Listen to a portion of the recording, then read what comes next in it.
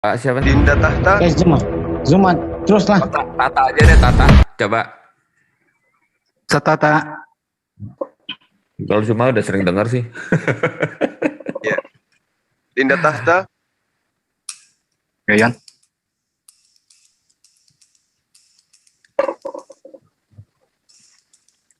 Gemit itu Ustaz Tata. Dinda Tahta. Bisa buka sendiri kok. Ya, baik. Saya mulai dulu ya. Kata Allah di dalam Al-Quran itu, Bismillahirrahmanirrahim. Assalamualaikum warahmatullahi wabarakatuh. Waalaikumsalam warahmatullahi wabarakatuh. Rekan-rekan sekalian, adalah satu kebahagiaan bagi kita semua karena pada malam hari ini kita akan membahas kata Allah, yang mana kata ini adalah nama dari pencipta langit dan bumi yang diimani oleh umat Islam. Al-Quran sebagai kalamullah menyampaikan kepada kami umat Islam bahwa Allah adalah Tuhan satu-satunya pencipta langit dan bumi. Salah satu ayat di dalam Al-Quran yang menjelaskan tentang nama Allah itu tertera di dalam surah Al-Baqarah, di antaranya ayat ke-7. Bismillahirrahmanirrahim. Khatamallahu ala qulubihim wa ala sam'ihim wa ala absarihim gishawatu wa lahum azabun azim. Allah telah mengunci hati dan pendengaran mereka, dan penglihatan mereka ditutup, dan bagi mereka siksa yang amat berat. Jadi kata Allah ini, di ayat ini kata Allah merujuk kepada esensi Khalik, pencipta, yang kemudian memiliki peran mengunci hati dan pendengaran orang-orang yang kemudian datang kepadanya kebenaran, tetapi ditolak kebenaran itu. Lalu kemudian di dalam salah satu ayat di surah Al-Baqarah yang sama, ayat 9, yukhadi'una Allah walladzina amanu wa ma yakhda'una illa anfusahum wa ma yash'urun. Mereka hendak menipu Allah dan orang-orang yang beriman, padahal mereka hanya menipu diri mereka sendiri, sedang mereka tidak sadar. Jadi ada beberapa dalil yang kemudian di dalam Al-Quran sendiri menegaskan bahwa Allah memiliki kedudukan tertinggi. Ya, Allah ini adalah pencipta, dan dialah sembahan yang kemudian menyatakan dirinya dalam Al-Quran sebagai pencipta langit dan bumi. Alhamdulillahirabbil alamin. Segala puji bagi Allah, Tuhan semesta alam. Sekira begitu sebagai pengantar. Adinda Tahta? Oke, baik. Mungkin ada yang dari Muslim mau menambahkan? Atau Dinda Sion, tolong ditelepon Cak Tahtanya. Oke, Ya, Pak. nggak apa-apa, kita nunggu aja. Silakan Pak Dokter dulu sebelum Ustadz Tata, monggo Pak Dokter. Pak Dokter. Siap. Tafadhol, tunggu sambil nunggu Ustadz Tata, monggo. Oh iya. Assalamualaikum warahmatullahi wabarakatuh. Waalaikumsalam warahmatullahi wabarakatuh. Alhamdulillahirabbil alamin, wassalatu wassalamu ala asyrafil anbiya'i wal mursalin sayyidina Muhammad wa ala alihi washabihi ajmain. Rabbi syrah li sadri wa yassir li amri wahlul 'uqdatam min lisani yafqahu qawli. Jadi kata Allah dalam Al-Qur'an memang seperti yang diterangkan dan tadi Dinda Bang Suma juga diterangkan dalam surah Al-Ikhlas, Qul huwallahu ahad, Allah itu esa, Allahus samad, Allah tempat bergantungnya segala sesuatu. Jadi tidak ada sesuatu makhluk di muka bumi ini, mulai dari virus yang paling kecil sampai kampus di laut, itu bergantung kepada esensi Allah Subhanahu wa Ta'ala. Lam yalid walam yulad, tidak beranak dan tidak diperanakkan. Lam yakul lahu kufuwan ahad, tidak ada satupun makhluk atau apapun yang menyerupai, kembar pun tidak ada. Itulah esensi Allah dalam persepsi Islam. Jadi Allah itu satu-satunya ahad. Allah tempat bergantungnya segala makhluk, segala ciptaan yang ada, termasuk tumbuh-tumbuhan, termasuk binatang, termasuk semua yang ada, termasuk malaikat sekalipun. Jadi tidak ada satu makhluk ciptaan yang tidak bergantung kepada Allah dan tidak beranak, tidak diperanakan, dan tidak ada satu makhluk pun yang serupa dengan Allah. Seperti itulah esensi Allah yang menjadi sesembahan kami dalam pandangan Islam. Kata Allah itu adalah proper name, nama yang menjadi sesembahan umat Islam. Demikian pengantar untuk sementara. Terima kasih. Assalamualaikum warahmatullahi wabarakatuh. Waalaikumsalam. Silakan dari pihak Kristen, monggo. Ya. Selamat malam. Kita akan bicarakan Allah ya. Kita lihat bahwa Allah tentunya pada waktu agama-agama samawi berkata tentang Allah setidaknya ada kesamaan, ya, yaitu Allah itu adalah pencipta, hanya satu-satunya Allah, tidak ada yang lain. Dialah pencipta, tidak ada pencipta, tidak ada dua pencipta, tidak ada tiga pencipta, hanya ada satu pencipta, ya, yang hakikatnya tak terpahami. Kita itu belum bisa memahami hakikat Allah karena dia sesuatu yang luar biasa. Kita katakan bahwa dia itu self-eternal, self-immortal, self-existent, dan dan bersifat incontingent, tidak tergantung kepada apapun di luar dirinya. Ya, Allah itu adalah Allah yang tidak berubah, ada pada diri, tidak terbatas. Tidak terbatas itu ada hubungannya dengan kekekalannya, ada hubungannya dengan kebesarannya, tak terbatas oleh ruang dan waktu. Ya, kita punya Allah yang sedemikian. Allah yang sedemikian di dalam Alkitab, kita lihat adalah Allah yang tidak bisa dilihat. Kalau malaikat nggak bisa dilihat, itu adalah karena dia tidak bisa dilihat oleh mata kita. Bukan berarti dia adalah makhluk yang sama sekali nggak bisa dilihat. Sesama malaikat bisa melihat. Kita tidak tahu dibuat dari apa, seperti apa, tetapi itu adalah ciptaan. Jadi tidak kelihatannya adalah kita yang nggak bisa melihat. Suatu hari nanti Tuhan bukakan, kita bisa melihat, dia bisa, gitu ya. Tetapi Allah ini adalah Allah yang memang tidak bisa dilihat karena dia bukan ciptaan. Dia beda dengan semua yang lain. Itulah Allah yang kita bicarakan. Nah, kita lihat di dalam Alkitab, kita ada dua bagian, Perjanjian Lama dan Perjanjian Baru. Di dalam Perjanjian Lama itu, orang Yahudi kalau hanya pakai Perjanjian Lama, itu kurang jelas. Allah yang sedemikian, memenuhi seluruh ruang dan waktu, tidak bisa dilihat, tidak serupa dengan apapun, memenuhi segala sesuatu ada di dalam dia. Loh, kok ada satu yang menyatakan diri, tetapi dia mengatakan I am that I am. Aku adalah tak terbatas ruang dan waktu. Kemudian menyatakan dia adalah Yehovah, dia adalah Allah. Loh. Kemudian juga ada roh Allah. Nah, mereka belum jelas, tetapi sampai di dalam Perjanjian Baru semuanya menjadi jelas. Pada waktu Yesus datang mengajar murid-muridnya, dan setelah murid-murid dia bangkit, murid-muridnya menerima Roh Kudus, dipimpin, dan setelah menulis semuanya itu dinyatakan apa yang diajarkan Yesus kepada mereka dan kepada rasul-rasul, dinyatakan di dalam Perjanjian Baru. Bahwa Allah itu memang adalah Allah yang tak nampak, Allah yang tidak bisa dilihat, dan apapun, Yohanes pasal 1 ayat 18 mengatakan, tidak ada apapun yang pernah melihat Allah di segala waktu. Dan memang dia tidak bisa dilihat. The invisible God. Nah, tetapi ada yang menyatakannya. Siapakah itu? Dia itulah anak Allah. Jadi apa itu anak Allah? Anak Allah adalah perwujudan Allah, pernyataan diri Allah. Apakah itu dua Allah? Bukan.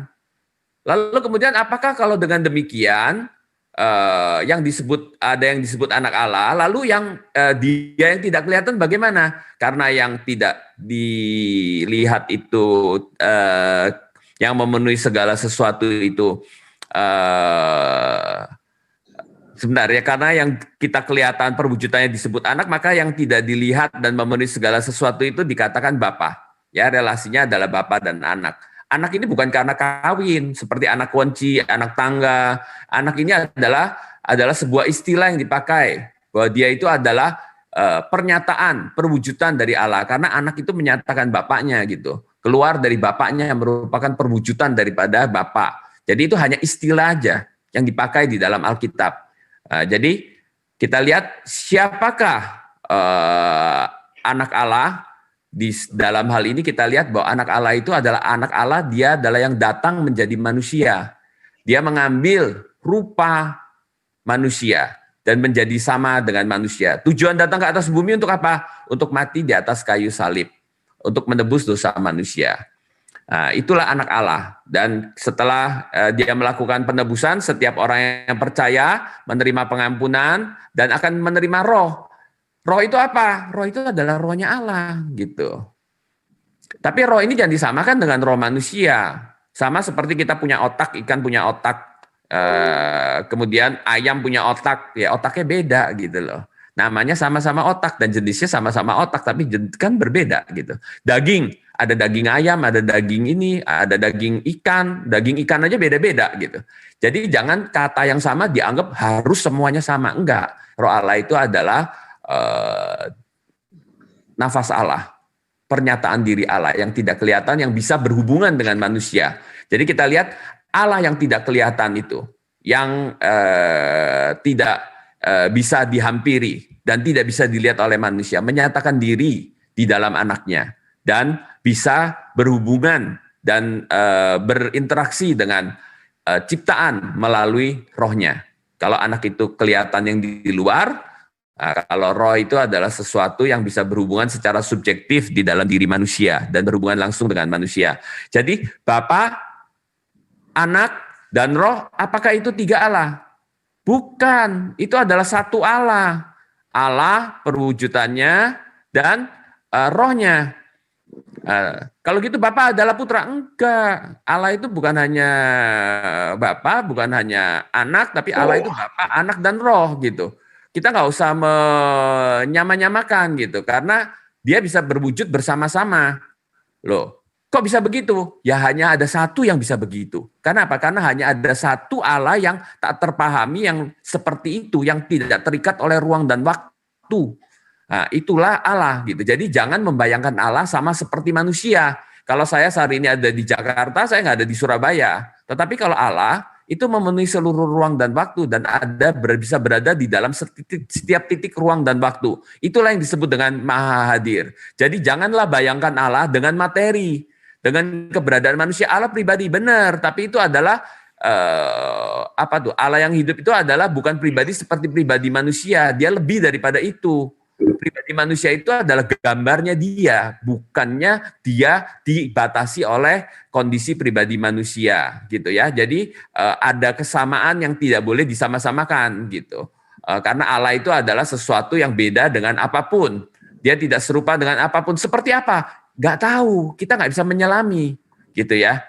Nah, Allah yang demikian kalau waktu dia menyatakan diri kepada Musa, bukan berarti setelah menyatakan diri kepada Musa, lalu pada waktu dia menyatakan diri, kemudian seluruh alam semesta kosong. Enggak, dia tetap ada di sana, menyatakan diri, berbicara pada musangan Musa, tapi dia tetap memenuhi seluruh ruang dan waktu. Kok bisa? Ya itulah Allah yang dinyatakan di dalam Alkitab. Memang melampaui apa yang dapat kita pikirkan.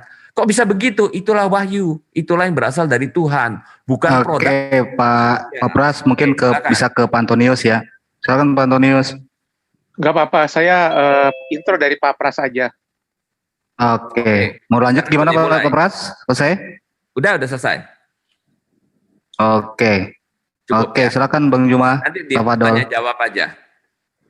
Iya. Oke, Tafadol. Bang Juma, monggo.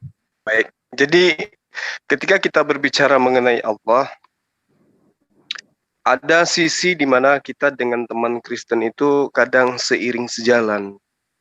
Tapi ketika dikatakan kemudian Yesus, ya, di situ juga melibatkan Allah dalam arti kata yang tadinya pencipta langit dan bumi, kemudian nuzul menjadi makhluk, lalu kemudian makhluk ini dikatakan bukan materi. Nah, disitulah kita terpisah gitu. Kalau di dalam pengajaran Islam, tadi di awal saya sudah menjelaskan bagaimana kemudian kedudukan Allah di dalam Al-Quran. Ya, yukhadi'una Allah walladina amanu wa ma yakhda'una illa anfusahum wa ma yash'urun. Jadi Allah di sini kedudukannya sebagai pencipta, lalu kemudian Nabi Isa alaihi salam di dalam Al-Quran mengajarkan manusia Bani Israel kemudian untuk menyembah kepada Allah. Ani a'budullah rabbi wa rabbakum. Jadi kita punya data kemudian bagaimana Nabi Allah yang datang kepada Bani Israel menyeru kepada Bani Israel menyembah kepada Allah. Dengan demikian Nabi Isa tidak kemudian mengajarkan menggantikan posisi Allah dengan dirinya. Ma qultu lahum illa ma amartani bi ani abudullah rabbi wa rabbakum. Aku tidak pernah mengatakan kepada mereka Bani Israel kecuali apa yang engkau perintahkan kepadaku, yaitu sembahlah Allah Tuhanku dan Tuhanmu. Ini seirama dengan apa yang diterangkan di dalam Yohanes 12 nomor 49.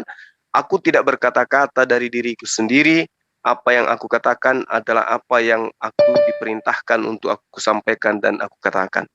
Artinya bahwa ketika ada pengajaran yang datang kemudian mengatasnamakan Yesus, tapi tidak berasal dari mulutnya Yesus, maka itu sangat-sangat perlu dipertanyakan kebenarannya. Karena Yesus sendiri tidak berkata-kata dari dirinya sendiri. Sementara ada kemudian oknum yang berkata-kata di luar daripada apa yang Yesus katakan kepada muridnya Bani Israel. Nah, terkait dengan kata Allah, kita umat Islam itu memahami bahwa kata Allah itu adalah merupakan lam jalala takhfim ketika dia dibaca tebal. Jadi dia tidak diawali dengan huruf kasrah, tanda baca kasrah.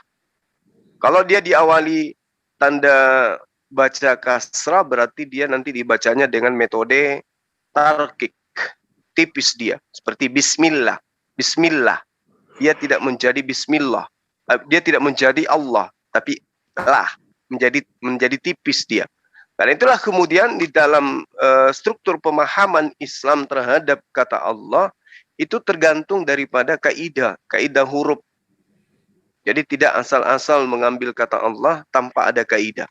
Nah, cara ini penyebutan lam jalala tafkhim ketika berbicara mengenai kata Allah, apabila lafaz Allah berada di awal kalimat setelah harakat fathah, tanda baca atas, maka cara membacanya tebal menjadi Allah. Kalau dia diawali dengan tanda baca kasrah, maka dibacanya tipis, Allah, illah atau bismillah. Kaidah-kaidah seperti ini tidak ditemukan di dalam pengajaran atau agama yang juga menggunakan kata Allah. Nah, kembali kepada yang tadi, kalau kita berbicara mengenai Allah, umat Islam memahami bahwa Allah itulah pencipta. Ya, Allah itulah pencipta. Wa iz qala Allahu ya Isa bin Maryam a anta qulta linnas takhizuni. Jadi di sini diceritakan bahwa ingatlah ketika Allah berfirman. Jadi Allah berfirman kepada Isa, ya Isa bin Maryam, a anta qulta linnas. Apakah engkau yang mengatakan kepada manusia, sembahlah aku atau jadikan aku, ya, selain daripada Allah sebagai. Bisa kemudian mengatakan subhanaka yakunu li an aqula ma laysa li bil haqq. Maha suci engkau, tidak patut bagiku mengatakan apa yang bukan hakku untuk aku katakan. Nah, ini artinya kedudukan Allah tidak tergantikan di sini. Nabi yang datang kepada Bani Israel yang memiliki kedahsyatan mukjizat itu sama sekali tidak menggantikan kedudukan Tuhannya. Maha suci engkau, tidak patut bagiku mengatakan apa yang bukan hakku. Sebenarnya, andai saja ajaran Yesus itu tidak bercampur dengan ajaran pemahaman kekaisaran Romawi kala itu, maka kita akan menemukan ajaran Yesus tetap murni sama seperti ini. Yesus tidak akan mengajarkan di luar kapasitasnya dia sebagai pengajaran. Meski banyak kemudian pengajaran-pengajaran yang menurut pemahaman kita umat Islam terhadap Bible, kitabnya teman Kristen, itu nyata adanya penambahan-penambahan konsep sehingga Yesus itu diangkat menjadi Tuhan. Sementara di tengah-tengah dalil itu Yesus masih menyimpan, ya, menyimpan kemudian ajaran yang masih bisa kita lihat. Contoh di dalam Yohanes 5 nomor 36.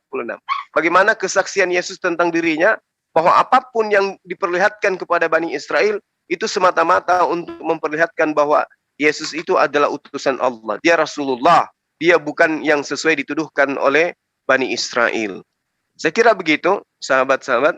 Silakan saudara kanda saya atau yang lain. Silakan. Ya. Ustaz Tata, tidak siap. Jadi gini, saya tambahkan sedikit bahwa Allah Subhanahu wa taala di dalam Al-Baqarah 25 mengatakan bahwa Allahu la ilaha illa huwal hayyul qayyum. Jadi dia menceritakan dirinya bahwa Allah itu adalah tidak ada Tuhan selain Allah yang hidup kekal dan terus menerus mengurusi makhluknya. Jadi tidak pernah sedetik pun Allah itu lalai dalam mengurus makhluknya, termasuk galaksi, matahari dan bumi, termasuk bulan. Seandainya Allah tidak mengurus bulan, tidak mengurus matahari, 1 meter saja bergerak matahari itu ke bumi, maka bumi ini akan jadi arang semua. Demikian pula seandainya matahari menjauh dari bumi 1 meter saja, maka bumi ini akan jadi es semua. Itulah bukti bahwa Allah tidak pernah sedikit pun lengah dalam mengurus seluruh makhluk yang ada di planet ini. Itulah Allah Subhanahu wa taala dalam persepsi Islam. Kenapa kita mengetahui? Melalui tuntunan yang diturunkan lewat Al-Quran Karim yang kita jadikan tuntunan dalam mengenalnya. Jadi Allah memperkenalkan diri lewat Al-Quran yang diturunkan kepada umat Islam. Bahwa Allah itu adalah satu-satunya Allah yang maha hidup dan terus-menerus mengurus makhluknya, tidak pernah ngantuk dan tidak pernah tidur. Jadi kalau ada ngantuk, ada tidur, ada apa, itu bukan Allah. Karena Allah itu memiliki sifat wajib dan Allah tidak memiliki sifat mustahil. Jadi misalnya gini, ada sering pernyataan begini, bahwa Allah itu maha. Terserah Allah, mau menjadi manusia, mau menjadi ular, mau menjadi tikus, mau menjadi monyet. Tetapi dalam konsep Islam itu sifat mustahil bagi Allah untuk merendahkan dirinya menyerupai makhluk. Salah satu sifat Allah adalah laisa kamitslihi syai'un. Tidak ada satupun makhluk yang bisa menyerupai. Pada saat kondisi ada makhluk yang sama dengan makhluk lainnya, pasti bukan Allah.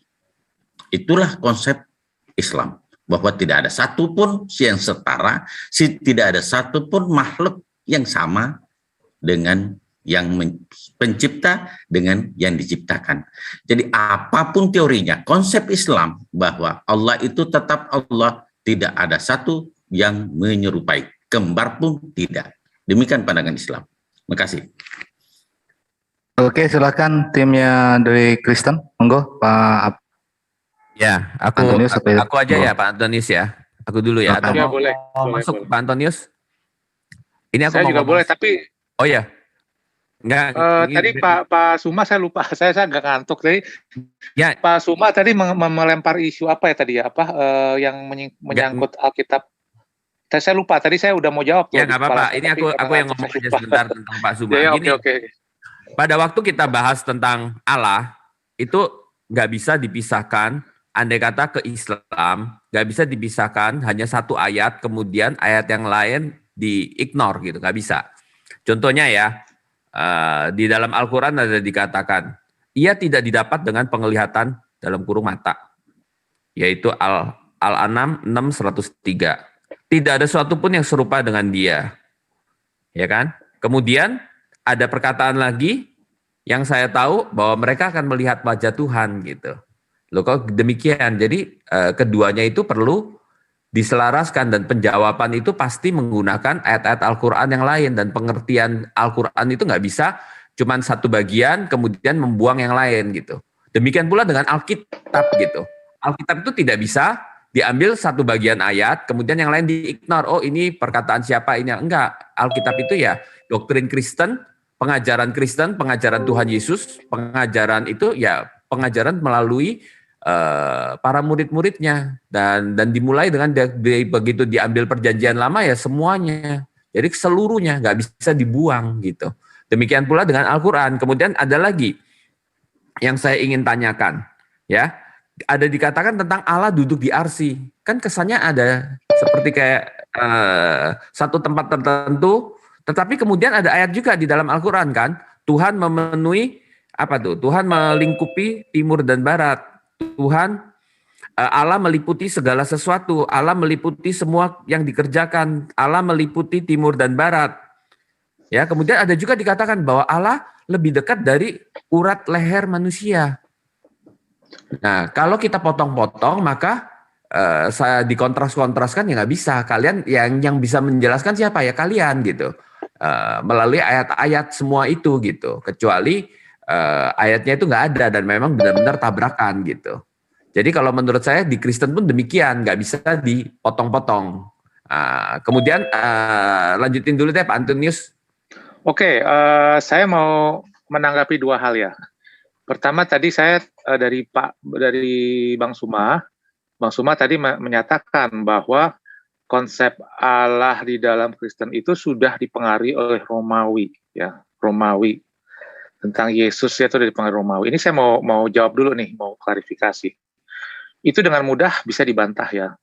Kalau konsep kekristenan baik Allah atau Yesus itu sudah dipengaruhi oleh Romawi, maka kekristenan atau Allah atau Yesus di dalam Roma Katolik akan berbeda dengan kekristenan tentang Yesus, tentang Allah di dalam kekristenan yang ada di Mesir, Koptik.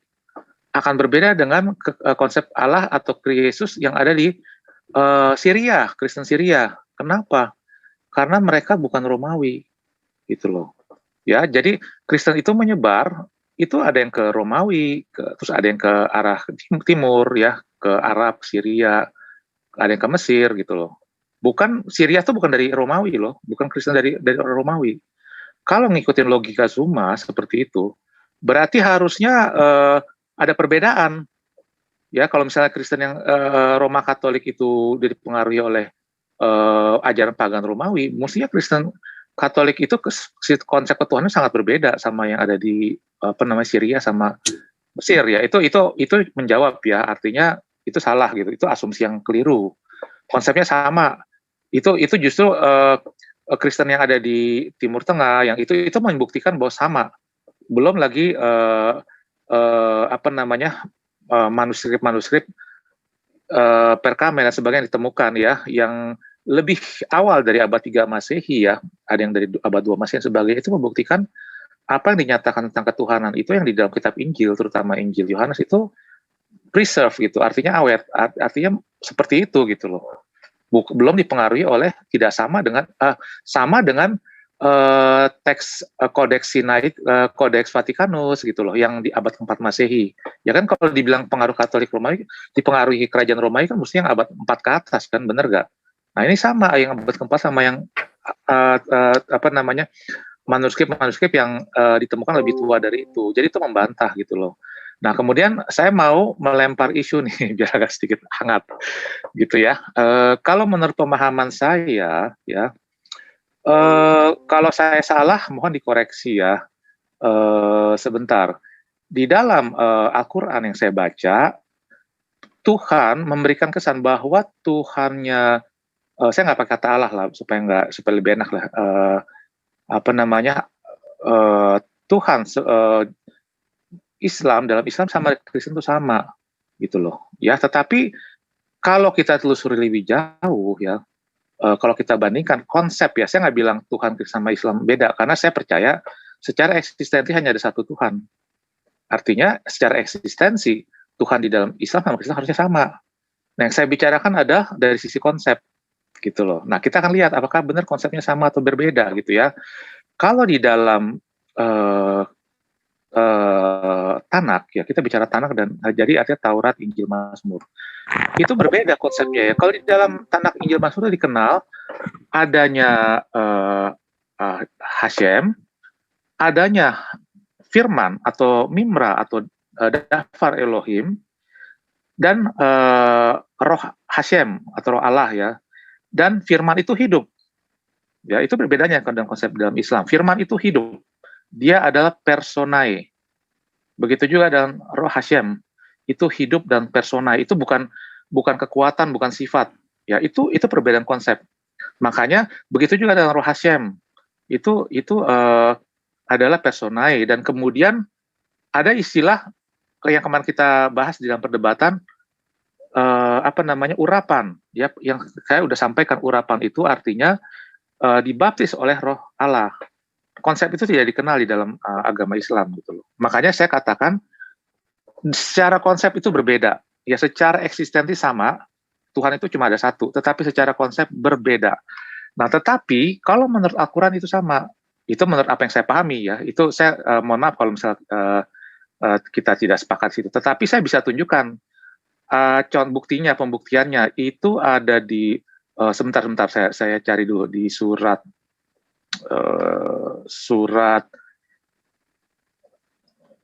sebentar. Surat 36. Surat 36. Itu berkata begini, surat 39 ayat 36. Sebentar. Minta saya 1 menit ya, saya cari ayatnya.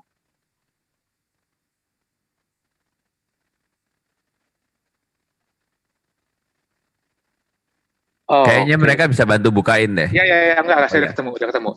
Ya, surat Al-Zumar ayat 38. Jadi bunyinya begini, dan sungguh jika engkau, dalam kurung Muhammad, tanyakan kepada mereka, siapakah yang menciptakan seluruh langit dan bumi? Pastilah mereka akan menjawab, Allah. Mereka itu siapa? Kristen dan Yahudi. Ya, artinya ayat Quran Al-Zumar 38 ini mengatakan bahwa mereka itu akan menjawab Allah. Artinya di sini menyatakan bahwa Islam, Kristen dan Yahudi sama, sepakat gitu loh, mengenai Tuhan, bahwa yang menciptakan langit dan bumi itu adalah Allah gitu ya. Kan katanya Allah itu adalah proper name di sini gitu loh. Jadi artinya menurut Al-Quran ayat ini proper name itu adalah dikenal oleh Kristen dan Yahudi. Kemudian juga di Al-Ankabut ayat 36 dikatakan demikian. Dan sungguh jika engkau, dalam kurung Muhammad, tanyakan kepada mereka, siapakah yang menurunkan air dari langit sehingga dengan air itu dihidupkan bumi sesudah. Al-Ankabut nomor berapa, Bro? Al-Ankabut nomor berapa? Nomor ayat 63. Pastilah mereka akan menjawab Allah gitu loh. Artinya konsep pemahaman Allah ini menurut Al-Quran yang saya pahami ya, itu sama gitu loh. Tetapi seperti yang saya jelaskan, anehnya kalau kita meninjau dari Torah dan Injil, itu berbeda gitu. Yang seperti yang saya jelaskan, saya bisa tunjukin di dalam Torah itu dikenal yang namanya mimra atau dafar yang hidup. Ya, saya bisa tunjukin ininya ayat-ayatnya, termasuk yang dari Targum. Ya, bahwa mimra itu hidup. Dia mengadakan perjanjian dengan Israel gitu. Dia digambarkan sedang berjalan-jalan di taman Eden gitu. Dia menciptakan. Begitu juga dengan Roh Allah. Itu ada yang hidup gitu loh. Dia punya karakter, punya atribut personae ya, dia punya kecerdasan, punya perasaan, punya keinginan. Jadi roh Allah itu bukan sekedar kekuatan, sama dengan memra atau firman. Nah itu tidak dikenal di dalam konsep Islam. Nah itu aja saya ingin menunjukkan adanya perbedaan gitu ya. Ada perbedaan kalau kita lihat dari Torah, Zabur, dan Injil, beginilah gitu, kelihatan berbeda. Di sini dikenal ini yang tadi saya sebut. Tetapi kalau menurut Al-Quran tadi dengan ayat yang tadi saya sebutkan, itu dengan mengatakan bahwa mereka akan mengatakan Allah, berarti kan sama gitu loh. Itu. Oke, itu aja sementara. Terima kasih. Oke, sebelum dilanjut, ini Pak Dokter, gimana, siap Pak Dokter? Bung Juma? Siap. Ya. Oke, lanjut Bung Juma, monggo, tawadol. Iya, baik. Jadi sebelum saya masuk ke dalam Al-Quran, di dalam kitab Kejadian 17, di situ Allah mengangkat perjanjian kekal. Aku akan menjadi Tuhanmu, Tuhan anak-anakmu, Tuhan keturunanmu secara turun-temurun. Jadi Allah sendiri yang mengangkat perjanjian kepada Abraham bahwa dia akan menjadi sumbahan keturunannya secara turun-temurun.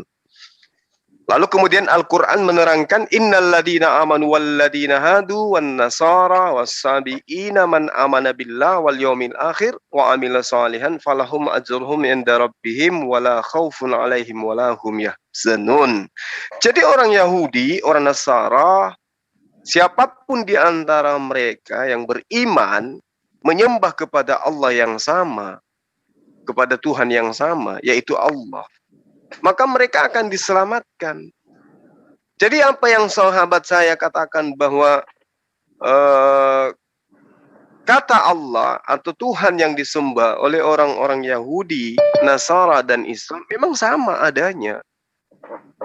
Kalau Anda berbicara mengenai Tuhan, ya, apa yang Anda katakan tadi, Tuhan Anda hidup dan seterusnya. Nah ini yang diterangkan Al-Quran jauh lebih valid daripada itu. Ketika Al-Quran menceritakan tentang siapa dirinya, dia katakan bahwa Allahu la ilaha illahul hayyul qayyum. Illa, kecuali ya, dia yang maha hidup. Nah ini dalil. Jadi kalau Allah tidak ada Tuhan selain dia, dialah Allah yang kemudian menerangkan dia yang maha hidup. Kalau Tuhan yang Anda gambarkan kemudian berjalan-jalan di taman, itu nggak ada apa-apanya. Karena Tuhan yang kami sembah itu maha hidup. Jadi dia tidak seperti makhluk, butuh roh. Ketika rohnya hilang, mati. Tuhan kami nggak seperti itu. Lalu kemudian tadi dikatakan bahwa yang mana yang benar, Tuhan itu bertahta atau dia lebih dekat daripada urat nadi. Lagi-lagi Al-Quran juga menerangkan wasiya kursiyus samawati wal ard. Tahtanya meliputi langit dan bumi. Ya, artinya kalau meliputi langit dan bumi, ya timur dan barat, dan juga termasuk manusia. Jadi tidak ada yang keliru, tidak ada yang menyesatkan atau membingungkan di dalam konsep Tuhan di dalam Islam. Wasi'a kursiyus samawati wal ard. Jadi yang maha hidup ini meliputi langit dan bumi. Jadi dia mencakup segala aspek yang ada di langit dan di bumi. Itulah Tuhan yang maha hidup, yang kami sebut dengan sebutan Allah Subhanahu wa ta'ala. Lalu kemudian ketika sahabat saya mengatakan di dalam surah Az-Zumar ayat 38 tadi, dan sungguh jika engkau tanyakan kepada mereka siapa yang menciptakan langit dan bumi, niscaya mereka menjawab Allah. Mereka di sini siapa? Mereka di sini adalah orang-orang Yahudi. Mereka yang kemudian mengimani bahwa Tuhan Allah satu-satunya Tuhan. Tidak ada lain selain daripada Allah. Maka kemudian kenapa kita melihat orang-orang sebelum Islam itu datang sebagai agama yang disempurnakan, orang-orang terlebih dahulu sudah mengenal kata Allah. Dari mana mereka tahu kata Allah ini? tentu dari pengajaran para nabi. Artinya mereka menyadari bahwa pencipta langit dan bumi itu memang namanya adalah Allah. Sehingga orang-orang Kristen Arab pun ya menyebut sembahan dengan sebutan Allah.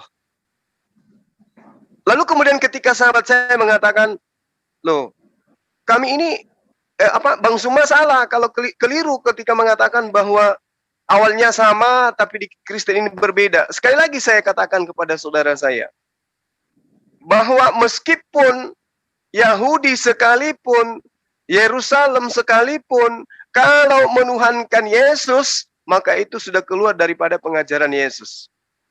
Jadi kalau hanya beralasan bahwa Kristen Ortodoks, Kristen Syria, lalu kemudian dikatakan sama, tunggu dulu. Karena Yesus tidak pernah mengajarkan penyembahan terhadap dirinya. Yesus di segala bidang, ketika dia mengajarkan kepada Bani Israel, dia hanya mengajarkan dirinya ini sebagai utusan Tuhan. Sebagai utusan Tuhan, Bani Israel yang benar pasti tahu. Kecuali Bani Israel yang mesianik, yang bukan Bani Israel tapi Kristen, yang sudah menemukan bahwa Yesus bukan Tuhan, lalu kemudian membentuk sekte yang belakangan disebut mesianik.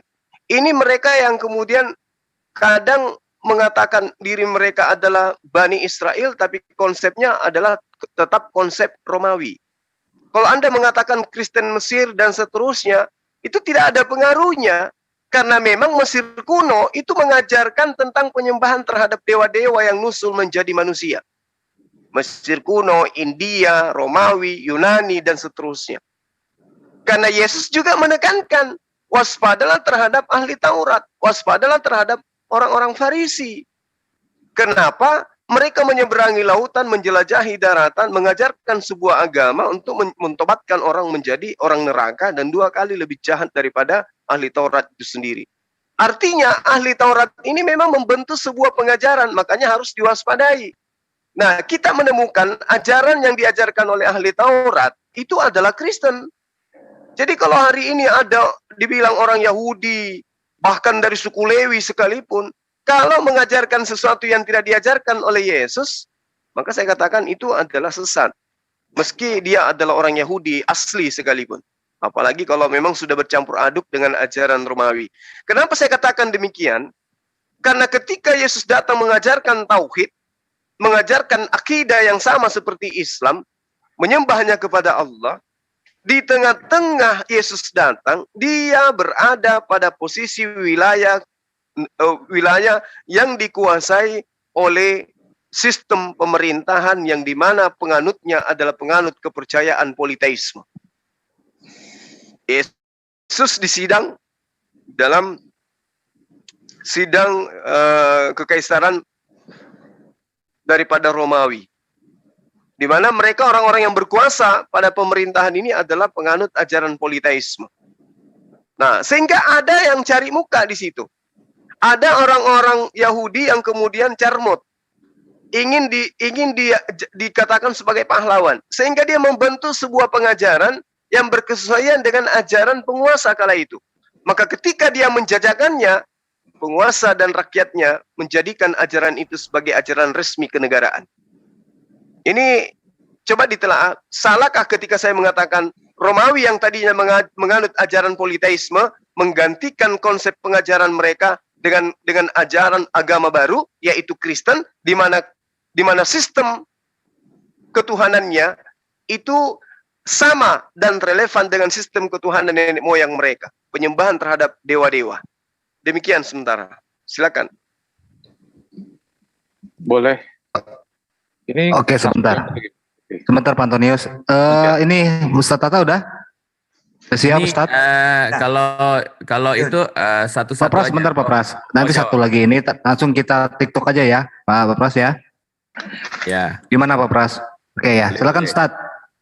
Ya udah, saya baru bangun ya. Habis ini. Oke, Kalau saya gitu Pak Dokter, monggo Pak Dokter. Ya, tadi dia singgung surah Al-An'am 102. Auzubillahi minasyaitonirrajim. Bismillahirrahmanirrahim. Assalamualaikum rabbukum la ilaha illa huwa halikul kulli syai'in fa'buduhu wa huwa ala kulli syai'in wakil. yang memiliki sifat-sifat yang demikian itu ialah Allah Tuhan kamu yang berhak disembah selain dia. Tidak ada yang berhak disembah selain dia, pencipta segala sesuatu, maka sembahlah dia dan dia adalah pemelihara segala sesuatu. Jelaskan di sini bahwa dengan segala sifat Allah. Nah, ini memang perlu sedikit sifat. Salah satu sifat Allah itu al-kalam. Artinya berbicara, berkehendak melalui kalamnya. Dari kalamnya lah tercipta segala sesuatu. Dengan ayat innama amruhu isya arada syai'an ayyakula lahu kun fayakun. Kun fayakun, jadi bisa kun, jadilah, maka akan jadilah. Fayakun itu bisa akan jadilah. Jadi akan terjadi artinya ada sesuatu yang terjadi melalui satu proses, ada yang terjadi langsung. Jadi seperti itu. Nah, bukan hanya satu sifat Allah al-kalam itu, tapi ada 20 sifat wajib bagi Allah. Jadi tidak serta bahwa firman itu satu-satunya sifat Allah, tidak. Al-kalam, al-hayat, al-khaliq, al-irada, semua itu satu dalam menyatu dalam sifat-sifat Allah. Jadi kalau cuma dibicarakan bahwa salah satu firman itu adalah salah satu, berfirman itu salah satu sifat Allah, keliru besar, karena ada sifat-sifat Allah cukup banyak. Sehingga apa? Kalau misalnya pada mulanya adalah firman-firman itu bersama-sama Allah, dan Allah itu adalah, dan itu firman itu adalah Allah, itu hanya satu sifat. Nah, sifat-sifat lain yang 19 kena di mana? Apakah semua sifat-sifat Allah, maha melihat, maha mendengar, maha hidup, maha bijaksana, maha adil, dan semua sifat-sifat Allah itu yang terpuji itu, apakah menyatu dalam firman? Kan tidak seperti itu. Maha pemberi rezeki dan segalanya, sifat-sifat Allah itu. Sehingga demikianlah pandangan Islam dengan memperkenalkan diri dengan segala sifat-sifatnya. Jadi kalau sifat-sifatnya yang wajib itu bertentangan dengan apa yang ada, tentu bukan Allah seperti Allahnya Islam. Seperti itu. Dalam surah Al-An'am itu bahwa dia maha pemelihara. Jadi maha pemelihara artinya apa? Seperti misalnya dia bilang Allah itu dekat dengan urat leher. Iyalah, bagaimana kita bisa hidup kalau tidak ada Allah? Bagaimana cara Allah menghidupkan kita? Karena kita punya roh. Bagaimana roh itu bisa hidup?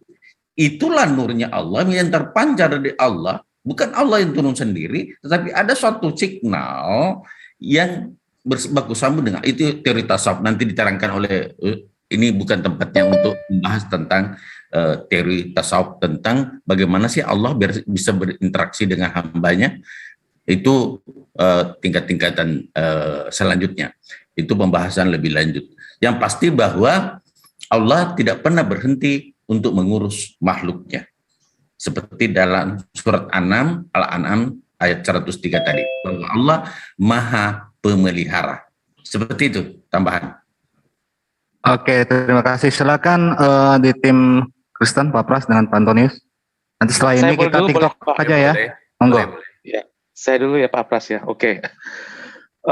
Tadi ada dua hal ya yang tadi kita bicarakan ya. Pertama tentang Yesus Tuhan itu adalah karena pagan Romawi sama tres personae una substantia, Tritunggal, yang nampaknya belum ditangkap oleh Bang Suma gitu tadi penjelasan saya tentang Firman, Mimra, dan Roh Hashem. Oke.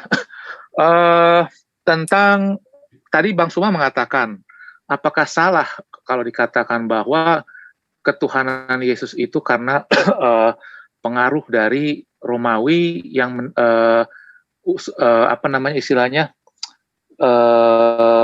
yang menyembah dewa-dewa, ya kan, menjadikan Kristen seperti agama nenek moyang mereka Romawi, yaitu menyembah dewa-dewa, begitu kan? Jawaban saya simple, sangat salah. Saya tadi udah jelasin, cuman logikanya belum ditangkap oleh Bang Suma gitu loh. Saya ulangin lagi ya, saya ulangin dengan the other way but similar.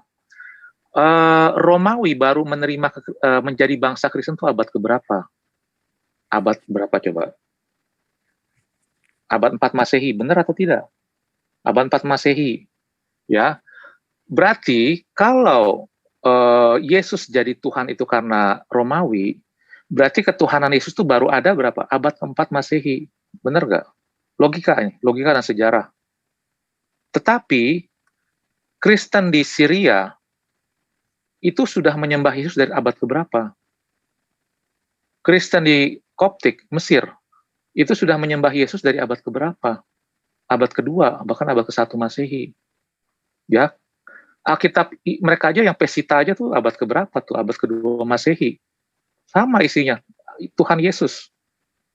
Gimana bisa Romawi yang 2 abad kemudian, abad keempat, mempengaruhi Syria, Kristen Syria dan Kristen Koptik untuk mentuhankan Yesus? Itu kan nggak masuk akal, nggak logik gitu loh. Ya, jadi itu klaimnya tidak logis, tidak mungkin gitu loh. Mereka bisa sama-sama menyembah Yesus karena memang dari asalnya mengajarkan Yesus Tuhan. Dan itu kita bisa lihat. Bukan dari Injil, bukan dari kitab Codex Sinaiticus. Ya, Sinaiticus kan abad keempat Masehi kan. Tetapi dari kitab-kitab dari sebelumnya gitu loh. Itu bisa di-trace gitu loh. Tadi kan saya udah singgung tuh, cuma saya nggak hafal papirus-papirus yang sampai ke abad kedua, ya awal abad kedua Masehi gitu loh. Yang menyatakan keilahian Yesus. Begitu. Jadi itu tidak benar itu bahwa itu dari Romawi gitu loh. Ya, itu logika simpel. Saya nggak usah panjang-panjang, dari situ aja udah runtuh gitu. Kemudian balik lagi tentang tres personae una substantia. Mungkin pernah dengar ya, tres personae una substantia itu apa? Kalau di dalam kekristenan itu terminologinya adalah Trinitas. Ya, Trinitas, kata Trinitas itu tidak pernah disinggung di dalam Injil, surat-surat Paulus, surat-surat murid-murid, Torah, Zabur, dan kitab-kitab lainnya. Nggak pernah disebut. Tetapi konsepnya itu konsisten. Dari kitab Kejadian sampai kitab Injil sampai kitab Wahyu. Konsisten. Bahwa Allah itu ada tres personae, 3 pribadi. Gitu loh. Pribadi apa aja ya? Pertama, Hashem. Ya. Pribadi kedua, Mimra atau Dafar. Ya. Tadi saya sudah menyatakan Mimra atau Dafar itu kalau di dalam Torah itu bukan kekuatan, bukan sifat, tetapi personae. Tadi saya sudah sebut ada sifat ada atribut personae di dalamnya gitu. Punya kehendak, punya perasaan, punya pikiran. Begitu juga dengan Roh Allah. Roh Allah juga begitu disebut di dalam dari kitab Kejadian dan kitab Mazmur atau Tehillim. Itu kitab Ayub dan sebagainya, itu punya 3 itu gitu loh. Punya kehendak, punya kecerdasan, punya perasaan. Di kitab Kejadian juga disebut itu spirit of apa gitu, saya lupa. Itu ada di, lebih jelas kalau kita baca di Targum Neofiti itu. Ya, jadi itu jelas itu tres personae, itu personae gitu, yang tidak dikenal di dalam Quran. Jadi Allah itu Allah tunggal, ehad, satu, esa, tapi ada tres personae, begitu. Ya, itu tidak dikenal di dalam Al-Quran. Itu yang saya ingin tunjukkan, bahwa secara konsep ya, bukan sekali lagi bukan secara eksistensi sama, nggak salah kalau orang bilang Tuhan Kristen itu beda, ini Tuhan itu cuma satu, tetapi secara konsep itu berbeda. Tetapi di dalam Al-Quran yang tadi sudah diakui oleh Bang Suma, itu mengakui bahwa Allah itu sama gitu. Itu aja. Saya menunjukkan fenomena itu gitu loh. Bahwa menurut Al-Quran Allah Kristen sama Islam itu sama, tetapi menurut kalau kita tinjau di dalam kitab Torah sampai kitab Injil, itu konsepnya berbeda. Karena tres persona itu tidak dikenal gitu loh.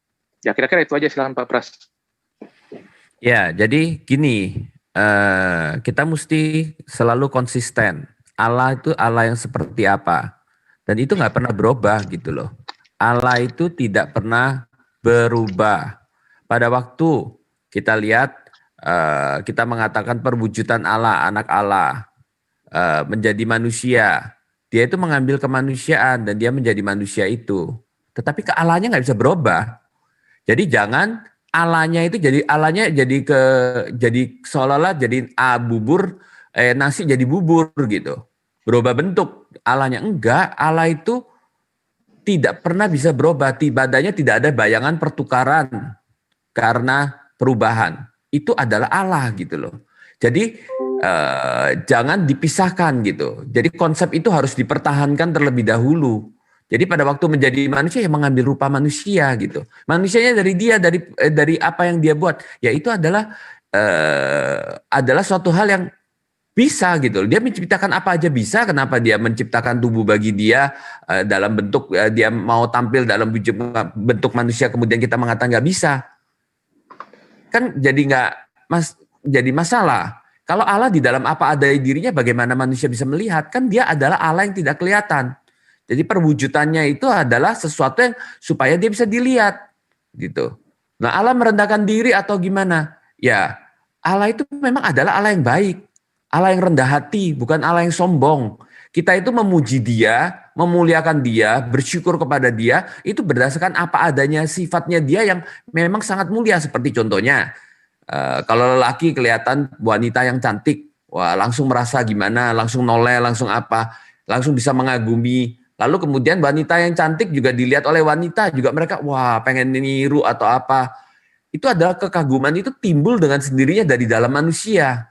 Jadi Allah itu nggak perlu harus seolah-olah meminta manusia seperti apa, enggak. Nanti waktu Tuhan menyatakan diri, dengan otomatis kita semua akan tersungkur. Kenapa? Itu adalah karena kemuliaan Dia yang dinyatakan gitu loh. Jadi bukan karena Dia minta, Dia merendahkan diri pun kita akan melihat justru malah kita memuliakan Dia. Karena apa? Karena Allah itu begitu baiknya, begitu kasihnya, begitu rendah hatinya. Maka kita sesama manusia juga harus rendah hati. Tuhan aja segitu rendah hatinya yang menciptakan kita. Dia punya sifat yang luar biasa. Itulah kebaikan Allah gitu loh. Jadi nggak ada masalah. Allah mau bisa dinyatakan dan bisa dekat dengan manusia gitu. Bahkan di dalam Kristen kita lihat melalui rohnya, dia mau tinggal lebih dekat dari urat keting, bukan hanya kuasanya atau ada sesuatu kayak signal, enggak. Dikatakan dia ya dia gitu. Ya rohnya. Benar-benar ada rohnya yang tinggal bersama dengan kita. Kok bisa? Karena Allah Maha Hadir. Jadi konsepnya Kristen kelihatannya sama, beda. Konsepnya Kristen adalah Allah yang memang tak terbatas ruang dan waktu. Bisa seperti itu. Bukan konsep seperti Allah yang hanya bisa ada di satu tempat pada saat tertentu. Nah itu adalah konsep dewa. Kemudian Allah ada wujud loh. Kalau Allah ada wujud berarti dia terbatas oleh wujud gitu. Jadi Allah bukan seperti demikian. Allahnya sendiri harus tetap konsisten. Tidak ada perubahan pada Allah gitu loh. Dia mengambil rupa manusia, ya dia mengambil kemanusiaan. Jadi dia adalah manusia, juga adalah Allah. Nah, kalau kita katakan itu ya itu adalah ajaran dari Alkitab secara keseluruhan. Kalau saya lihat Pak Suma ini agak motong-motong gitu loh, dipisahkan, digabung dengan yang lain yang tidak pada tempatnya kalau menurut saya ya. Kalau nggak percaya nanti dibuka satu-satu. Dan kalau pendengar semua ada di sini nggak percaya saya, silakan kalian baca mulai dari Perjanjian Baru aja deh, mulai dari surat Yohanes ya. Kemudian dibaca apakah seperti yang dikatakan oleh Pak Suma, kalian buktikan sendiri gitu. Menurut saya salah baca itu. Oke, silakan. Oke, silakan Bang Juma langsung dijawab. Nanti setelah ini TikTok ya Pak, supaya ya. Boleh. Ya, tapi dengan ini ya disiplin ya. Oke, silakan Ustaz Tata dulu. Pak Juma mohon maaf ya. Silakan Ustaz. Enggak, saya setelah Bang Juma. Dua-dua nih. Oh, oke. Silakan Bang Juma Gurunda. Ya, baik. Jadi apa yang saya katakan itu tertera di dalam kitab Anda. Jadi saya tidak mengada-ngada gitu loh.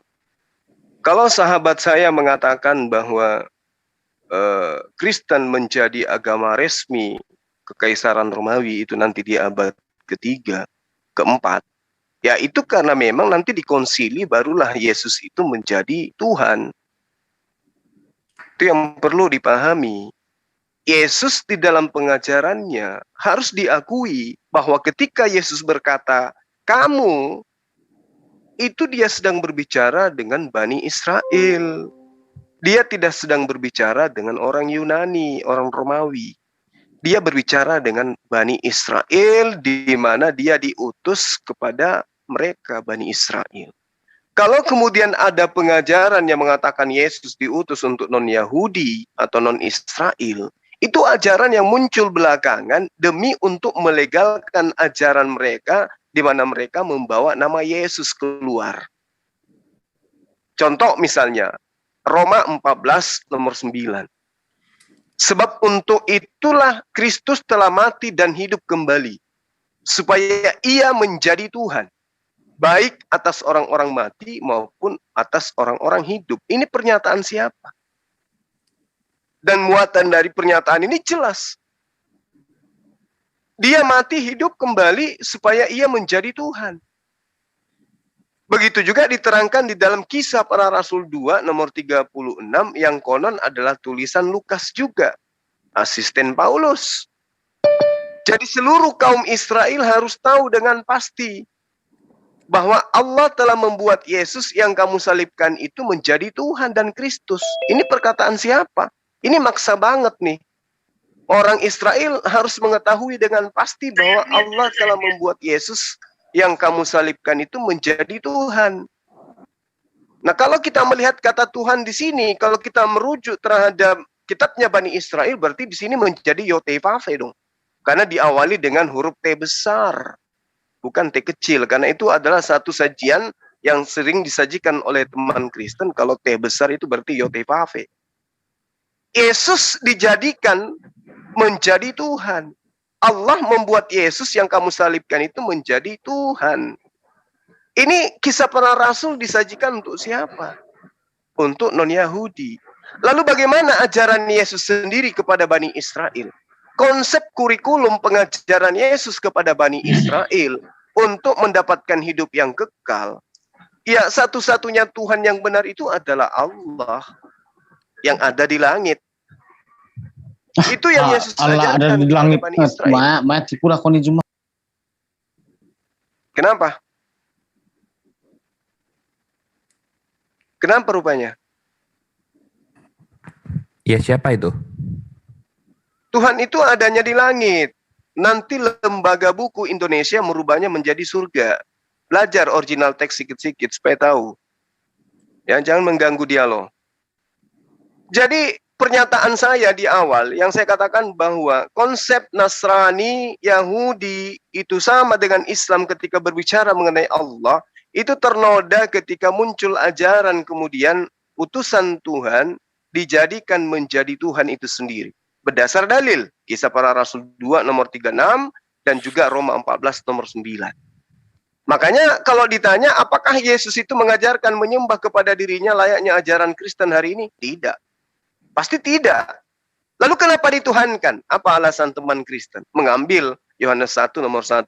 Karena dia adalah firman yang menjadi manusia. Tapi mana dalilnya firman menjadi Yesus? Karena di dalam data bahasa Yunani, firman itu menjadi daging, bukan menjadi Yesus. Kalau firman menjadi Yesus itu dalilnya di mana? Kalau Yesus menjadi Tuhan, dalilnya ada. Kisah Para Rasul yang saya sajikan tadi. Artinya bahwa ketika Bani Israel mendapat pengajaran dari kitab-kitab Nevi'im yang mereka punya, bahwa Tuhan tidak bisa dibentuk dalam rupa apapun, itu mereka imani sampai hari ini. Sampai hari ini mereka imani. Nah, jadi kalau ada misalnya Kristen Ortodoks atau Kristen dari Mesir yang bisa bahasa Ibrani, menuhankan kemudian manusia bernama Yesus, itu bukan pengikut Yesus, itu bukan pengajaran yang berasal daripada ajaran para nabi. Justru yang dikecam oleh Yesus adalah mereka ahli Taurat. Sekira begitu. Silakan. Jawab dulu ya, supaya satu-satu ya. Kan ini soalnya udah tektok ya. Enggak, lanjut. Nggak bisa saya. Pras dulu deh. Aku dulu ya. Oke, aku jelaskan ya. Di dalam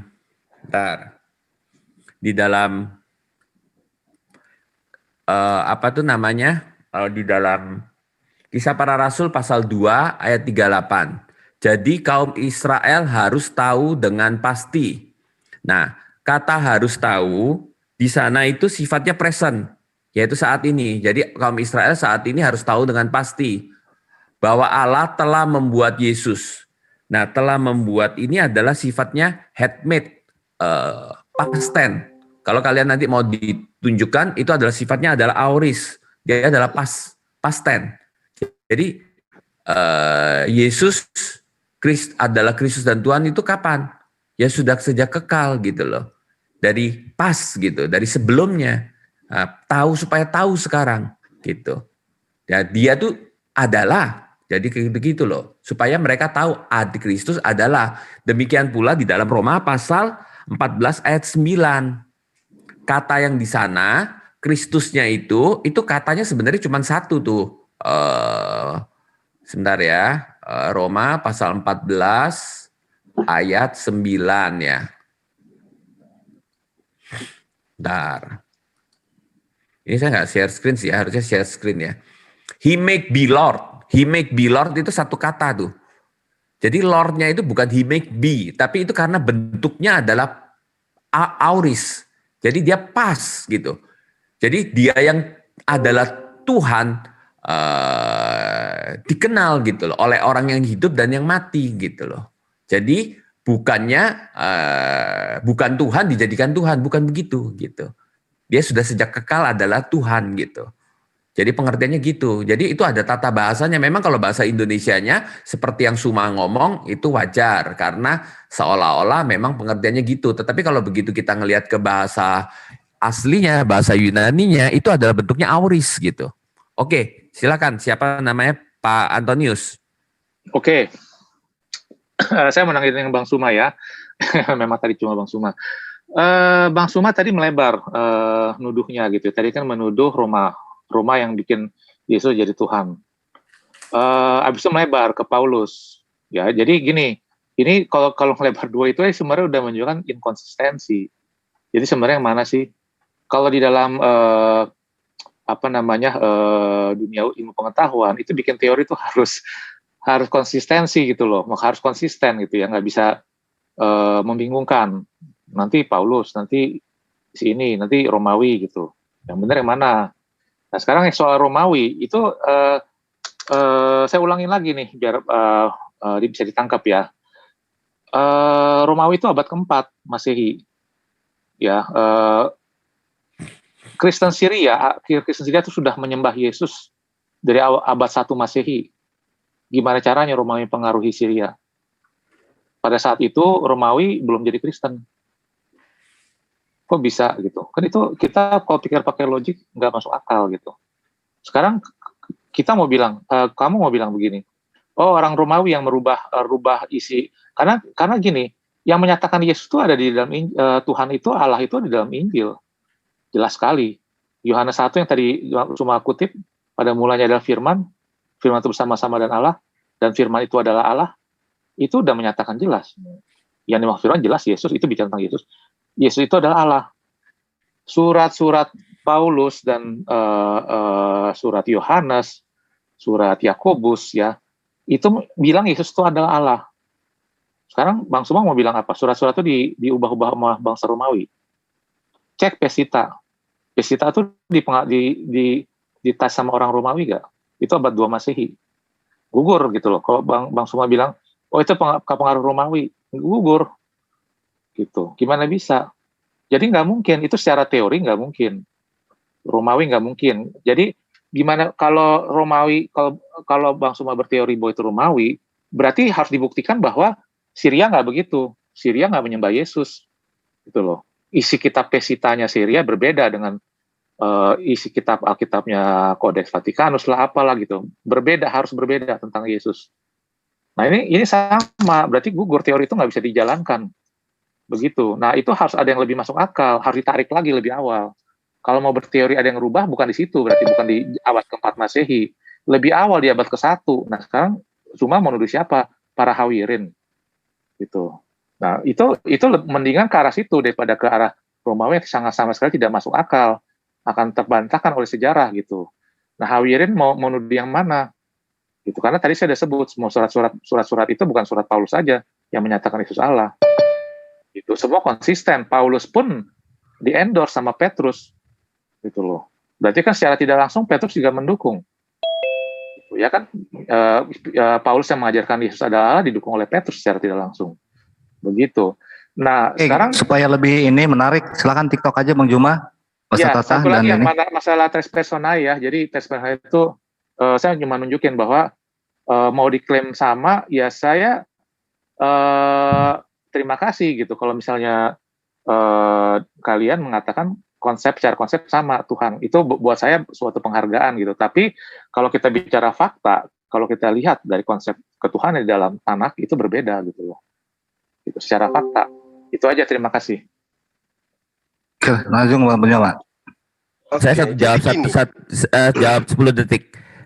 Memang Tuhan di dalam perjanjian lama yang adalah Yehova, Yesus itu adalah Yehova, Bapa juga adalah Yehova, Anak adalah Yehova, Roh juga adalah Yehova. Oke. Silakan. Iya, jadi gini, yang saya katakan itu tadi bahwa Romawi ini yang harus dipahami pernyataan saya, bahwa orang Yahudi sendiri yang kemudian membentuk sebuah pengajaran yang dihadiahkan kepada penguasa pada kala itu. Nah, apa bukti daripada semua itu? Yesus tidak pernah mengajarkan, kalau Anda mengatakan dia adalah Yehova, Bapa Yehova, Roh Kudus Yehova, di mana Yesus mengajarkan itu? Hanya karena konsep Yohanes 13 nomor 13 gitu. Sementara Yesus itu mendapatkan gelar Kristus. Kalau sahabat-sahabat mau jujur, sebenarnya itu sudah cukup jelas ya, membuktikan bahwa dia bukan Tuhan itu sendiri. Dengan gelar Kristus dia sudah gugur menjadi Tuhan. Kenapa?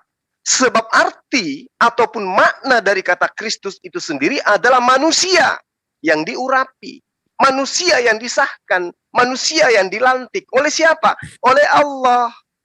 Jadi Yesus mendapatkan gelar Kristus itu pembuktian bahwa dia manusia yang diurapi oleh Sang Tuhan. Maka karena diurapi, karena dia dilantik sesuai dengan dasar pernyataan saya tadi, maka dia bukan Tuhan itu sendiri. Dia bukan Allah itu sendiri. Yesus adalah pribadi yang diurapi oleh pribadi lain. Sedangkan Allah adalah yang mengurapi. Dia yang mengesahkan.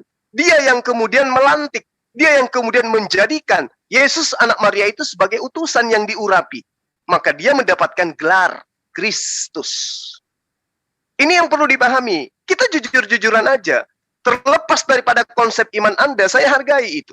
Itu iman. Tapi kita lagi dalam dialog. Mendudukkan satu kebenaran dengan konsep kebenaran. Jangan pernah kemudian kita menegakkan benang basah hanya karena kita mengimani itu. Tapi yang dikatakan kebenaran harus kita tegakkan. Yesus mendapat gelar Kristus. Kristus itu bukan hanya pada diri Yesus.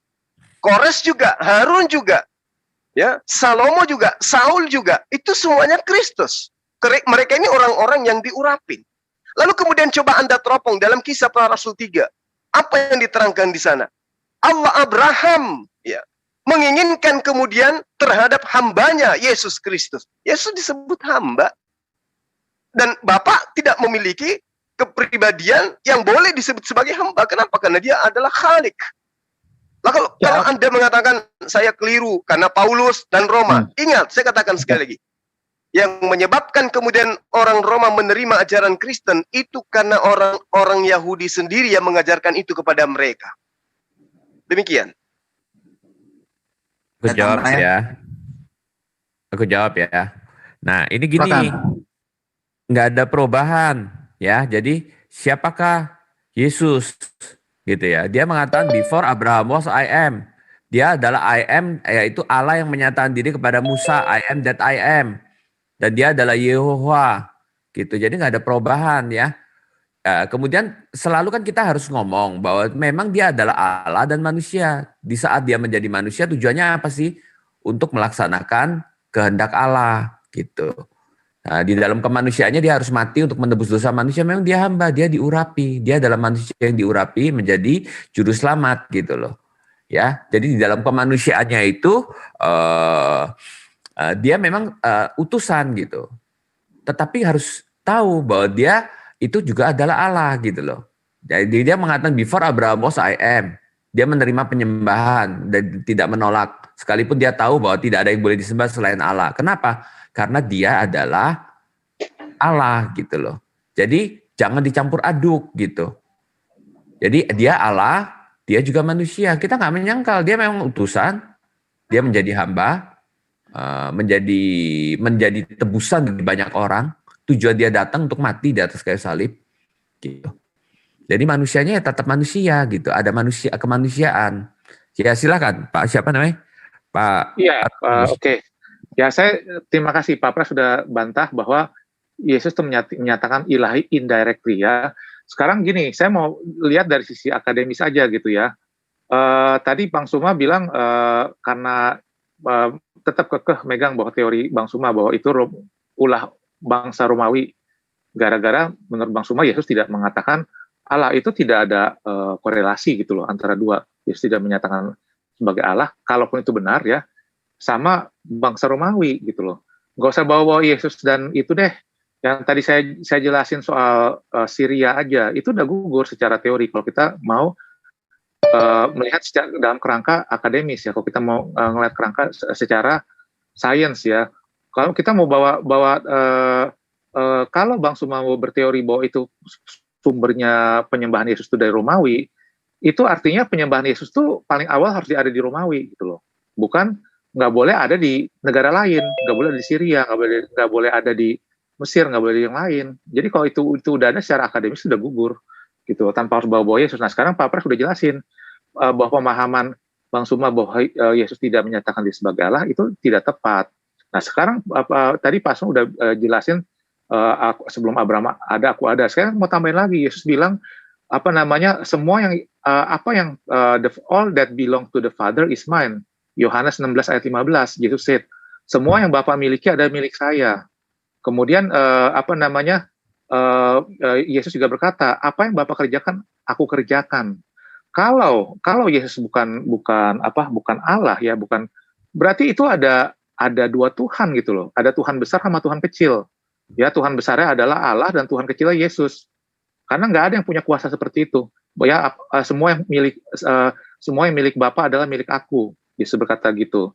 Kemudian semua yang Bapa kerjakan aku kerjakan. Itu nggak ada yang punya kuasa seperti itu. Aku dan Bapa itu adalah Tuhan kecil. Betul. Coba ini Pak Pak Antonius saya potong dulu. Coba Pak Antonius kan secara akademis di mana di Syria itu ya Kristen Syria menyatakan Yesus itu ada Allah. Monggo dibuktikan dulu. Bapak buka Pesita aja, itu ada Injil Yohanes. Bapak buka apa? Ya, Bapak ya bentar. Pak Yus saya lempar Pak Yus diam dulu. Jadi gini Pak, Bapak yang mendalilkan, Bapak yang membuktikan dulu Pak. Monggo Pak. Ya itu saya udah bilang buktikan. Bapak kalau Pesita itu aja udah ada Injil, di dalam Injil itu udah dikatakan pada mulanya adalah firman itu bersama, firman itu adalah Allah. Ada surat-surat juga gitu loh. Gitu. Jadi di mana saya menyatakan bahwa di Kristen Syria Yesus adalah Allah, monggo Pak. Di mana di Kristen Syria adalah ya, monggo. Ini ada yang Allah, bisa Syria, Pesita, monggo bisa baca kan? Iya, coba yang cari yang Injil Yohanes. Yohanes berapa? Yohanes 1. Sama aja itu, Dek. Sama aja terjemahannya dengan Pesitanya itu sama. Ya udah. Biaran aja Bang Juma, biarkan aja. Coba F dibaca F. Pak Antonius, bentar. Pak Antonius bisa baca. Saya nggak bisa baca. Saya bukan ahli bahasa. Pak Pras bisa? Ya bisa. Oke, silakan Soeb. Skip aja. Ayat berapa? Aku nggak tahu. Ayat berapa? Firman itu adalah Allah. Coba aja Yohanes 1 sampai 3. Firman itu adalah Allah. Bereshit itau hawa melto. Wehu melto itau hawa lewote. Alho waleho itau hu melto. Hono itau hawa bereshit lewote. Alho kulbide hawa webil orau of law khado hawa medem dahwo. Nah, nggak ada. Cukup. Nggak ada. Oke, udah. Saya nggak menguasai bahasa itu. Jadi kalau Bapak benar atau tidak, saya tidak bisa memverifikasi. Tetapi berarti Anda secara tidak langsung menyatakan berbeda gitu ya. Bisa tunjukin Maaf ya nggak? Bisa Pak, tunjukkan nggak? maaf Pak Antonius, saya moderator. Jadi bukan berarti saya harus membenarkan Pak Sueb atau Pak Bapak ya, karena Bapak membawa premis bahwa di Pesita Aram Kristen Ortodok ya, Aram ya. Itu di situ dicatatkan ada Allah adalah firman Allah. Jadi di situ tidak ada satupun ya, Ep. Yuk, Oke, di sini Oke. seperti Ya nggak jadi mungkin Bapak nggak bisa ada buktikan. dong. Silakan dilanjut Bang Juma. Jadi Oke, yang lain. Moderator Nggak ada ini dong. gimana? isi Kenapa dipakai Injil dah? Yohanes itu berbeda. Pesita Saya sama nggak pernah Iya, makanya aku Ya, bilang Pak. sama Pak aja. Yus siapa ya Pak Yus ya? Kejang-kejang amat. Pak Yus siapa ya? Ya, saya inilah kirim keluar dulu. Sebentar lanjut yang lain. Iya. enggak, nggak boleh. gini, saya nggak menguasai bahasa Aramaik, tapi saya tidak percaya klaim bahwa Injil yang ada di dalam Pesita berbeda dengan Injil Kristen lainnya. Memang mungkin ada perbedaan ya, namun perbedaan dalam arti diskrepensis ya, maksudnya berbeda titik, koma, kata itu pasti ada. Tetapi kalau Injil Yohanes 1-nya berbeda, mengatakan firman itu adalah Allah, saya tidak percaya, walaupun saya tidak bisa bahasa itu gitu. Coba buktikan, bawa literatur yang mendukung klaim Anda. Oke, ya Bapak kan mendalilkan, Bapak yang membuktikan, harusnya begitu Pak, bukan kami yang harus membuktikan. Oke, Ya, sekarang iya, Bang Juma. makanya Aku jawab, kalau Bapak aku mau jawab. buktikan, Aku jawab. Silakan. bisa, tapi butuh waktu gitu. Kita diskusikan mendadak. Aku jawab. Ada persiapan itu gitu. Aku jawab ya. Ya, silakan Pak Pras. Secara logika udah sederhana sekali. Kata Allah di dalam bahasa Inggris God. Kalau diterjemahkan ke dalam bahasa Arab apa? Kalau diterjemahkan ke dalam bahasa Mandarin apa? Son. Kalau diterjemahkan ke dalam bahasa Ibrani apa? El. Kalau diterjemahkan ke dalam bahasa itu apa? Ya, yang namanya terjemahan, kalau andai kata itu adalah terjemahan Pesita, adalah terjemahan Alkitab, maupun bahasa apapun ya sama. Lu bisa baca, nggak bisa baca ya tetap sama. Ya, jadi nggak ada logikanya. Kemudian sama kitabnya, apalagi diambil dari kitab Kristen, kemudian isinya beda, nggak mungkin gitu ya. Oke, silakan Gurunda dijawab, Gurunda langsung Gurunda. Ya, itu Iya, saya udah, baru tadi sebentar, dari Pak Nonis. Yohanes ya. Ada surat-surat Paulus. Saya Oke, nggak percaya oke. berbeda isinya tentang Oke, itu. oke, kan Ustaz ini Pesita sama Muslim belum menjawab ya, silakan Bang Juma. Ya, baik, makasih. Tadi Cuma sebentar, saya belum selesai dipotong sama Bapak soalnya. Tadi kan Bapak masuk memotong saya. Tadi saya masih belum selesai itu. Oke, nggak apa-apa Pak. Makanya Bapak yang mendalilkan, Bapak yang harus membuktikan begitu Pak. Di dalam Pesita Ya, begini bukti begini. logika begini. aja, Pak. Nah, Bapak harus Bukti membuktikan hal itu. Mohon maaf bukan dengan debat sama saya. Saya hanya meluruskan supaya Bapak yang membuktikan, Oke. Bapak yang mendalilkan, Bapak yang membuktikan begitu ya Pak ya. Oke, ya. Oke ya. Buktinya gampang. Karena Bapak nggak bisa membuktikan, berarti kita cut dulu itu, oke? membuktikan. Bukan nggak bisa membuktikan. Saya udah ngomong itu pembuktian. Kalau kamu Mana nggak ngerti pembuktiannya soal mana Pak? Makanya kalau bukan kamu nggak ngerti soal Bapak mau pembuktiannya terjemahan, kayak apa? kalau Bapak kamu mau nggak ngerti buktikan apa itu terjemahan, kan lucu, gitu kan? kok nanya ke saya terjemahan. Terus, iya, Bapak yang Bapak kan debat kok. Berarti bahasa Inggrisnya apa? Mendebat saya mana Fik, pembuktian. gitu kan? Iya silakan. Kok oke, ada silakan Bang Juma. Oke, standby. Silakan Bang Juma. Ya, Ya, jadi surat-surat Paulus dan semuanya itu menyatakan Allah tuh di Pesita ada dan tidak sama. Pembuktiannya sama berdasarkan premis bahwa isinya tidak berbeda dengan kodeks-kodeks yang Kristen pegang lainnya yang bukan dari Syria. Kalau misalnya berbeda, tunjukin literaturnya, karena setahu saya tidak berbeda, gitu. Mana mungkin surat Paulus ini bilang Yesus adalah yang di Pesita bilang bukan gitu. Sebenarnya gini ya, kita kan sedang debat tentang Allah. Maka Allahnya Kristen adalah diambil dari Alkitab. Udah nggak usah dipermasalahkan itu Betul, Romawi betul. segala. Kita bakal larinya ke Alkitab. Ya, Kalau setuju. Allahnya Islam adalah dari Al-Quran ya kita udah terima aja apa yang dikatakan di Al-Quran. Gak perlu saya nuduh bahwa itu bukan Muhammad, itu adalah si itu, ternyata ini begini. Nggak perlu. Nanti silakan itu Bang itu Juma. namanya saya debat tentang Al-Quran dan Alkitab gitu. Itu nanti kita bikin judul lagi, nggak apa-apa, tentang Bible ya. Iya. Oke, silakan lanjut Bang Juma. Nanti boleh sebentar ya. Nanti tentang Bible baru si Ursuma bilang itu adalah pengaruh dari ini nih, nggak apa-apa. Nanti kita jawab. Makanya saya tadi nggak mau judul itu karena kan saya harus bawa data. Betul, Pras. Makanya di sini saya ingin nunjukin bahwa kita udah balik ke Alkitab. Iya, kembali ke Alkitab dan ke Al-Quran aja. Kita bicara Pertanyaan saya mungkin untuk sebentar. Oke. Oke, Pak Antonius dan Pras, Pak Juma dan Ustaz Tata sebentar. Apakah di dalam Al-Quran ada kata Allah? Itu yang pertama ya, saya untuk menanyakan kepada Muslim. Apakah di dalam Bible kata Allah itu ada? Nggak ada. Di mana? Nah, dalam artian begini, kita akan membuktikan di dalam Al-Quran bahasa Arabnya ada kata Allah, dan di Bible dalam bahasa aslinya ada kata Allah.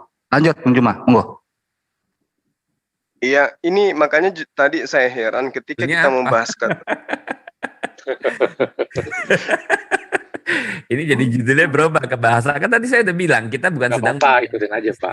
Allah atau apa. Itu nanti kita ke bahasa nih. Kita sekarang mau bicarakan mendingan ke yang lain-lain yang tentang Allahnya itu sendiri, bukan di segi bahasa. Gak apa-apa, nanti kalau mau yang bahasa boleh tentang Oke, gampang Pak. Menurut Bapak, maaf Pak Bung Juma, saya kata dulu. Menurut Bapak, kata Allah di dalam Bible itu apa Pak? Begini Pak, Tuhan Allah atau itu bukan? Saya nanya dulu, sebentar sebelum berlanjut, supaya kita persepsinya sama Pak. Gini, nggak bisa, kamu nggak bisa ya, ngomong. Karena gini Pak, di dalam Islam kata Allah itu adalah Tuhannya orang Islam. Kamu moderator atau pendebat? Bukan, kamu makanya kan moderator atau pendebat. Kalau kamu moderator, kamu tanya. Ini Pak Pras ini katanya akademis. Tadi kan Pak Antonius yang ngomong akademis. Kita akademis loh Pak. Saya ngajak akademis sama Bapak. Bukan mengajak hal yang lain Pak. Kita debat. Oke, mau akademis ya. Kita debat akademis ya dengan data-data ya Pak Antonius. Pak Pras. Kamu mau judul apa? Oke, besok kita taruh. Silakan Bang Juma. Ya oke. Moderator jadi debat. Kalau mau itu lempar ke narasumber. Sorry ya Pak Yan ya. Bukan, maaf kata Bapak kan mengatakan bahwa ini temanya udah berlainan lagi. Makanya saya potong Pak. Jadi kacau memang jadi karena berlainan, sorry. Nama dijadikan sebagai gelar, itu yang sampai ya nanti itu bahas selanjutnya ya, boleh. Mau bahas apa tentang nama boleh. Oke, kembali kepada pengajaran Yesus. Tadi saya mengatakan bahwa dengan adanya gelar Kristus itu bukti bahwa Yesus itu bukan Allah itu sendiri, karena Kristus itu adalah gelar kepada manusia. Nah, sedangkan pengajaran tentang Yesus itu adalah Allah, Yesus itu adalah inkarnasi daripada pencipta, itu adalah ide-ide yang kemudian muncul belakangan. Nah, saya katakan bahwa di awal, ini adalah tradisi. Tradisi ini bersumber dari filsafat-filsafat hasil pemikiran manusia. Lalu bagaimana tentang Yesus? Apa yang diajarkan oleh Yesus tentang dirinya? Ini penting untuk diketahui. Jadi kita nggak bersumber dari ajaran-ajaran filsafat yang tidak ada ujung pangkalnya terhadap pengajaran Yesus. Di dalam Matius 16, nomor 13 sampai nomor 17, di situ sangat nyata bagaimana Yesus menerangkan kepada pengikutnya Bani Israel. Yesus bertanya kepada murid-muridnya loh, bukan kepada orang Kristen dulu, kepada muridnya dulu, orang Yahudi. Kata orang, siapakah anak manusia itu? Jawab mereka, ada yang mengatakan Yohanes Pembaptis, ada yang mengatakan Elia, ya, ada pula yang mengatakan Yeremia atau salah seorang dari para nabi. Lalu Yesus mengatakan, tetapi apa katamu, siapakah aku ini?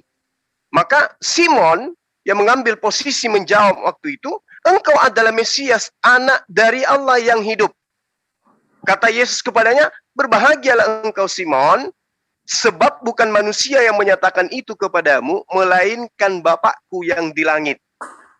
Nah, ini jelas ketika Yesus bertanya kepada orang-orang yang ada di sekelilingnya hari itu, ya, di hari di mana dia berada di tengah-tengah teman-temannya, murid-muridnya, dia mengatakan pertanyaan yang merupakan sumber daripada pengajaran dia, dan orang-orang mengatakan di situ mengatakan dia Yeremia, dia Yohanes Pembaptis, dia adalah Elia dan seterusnya.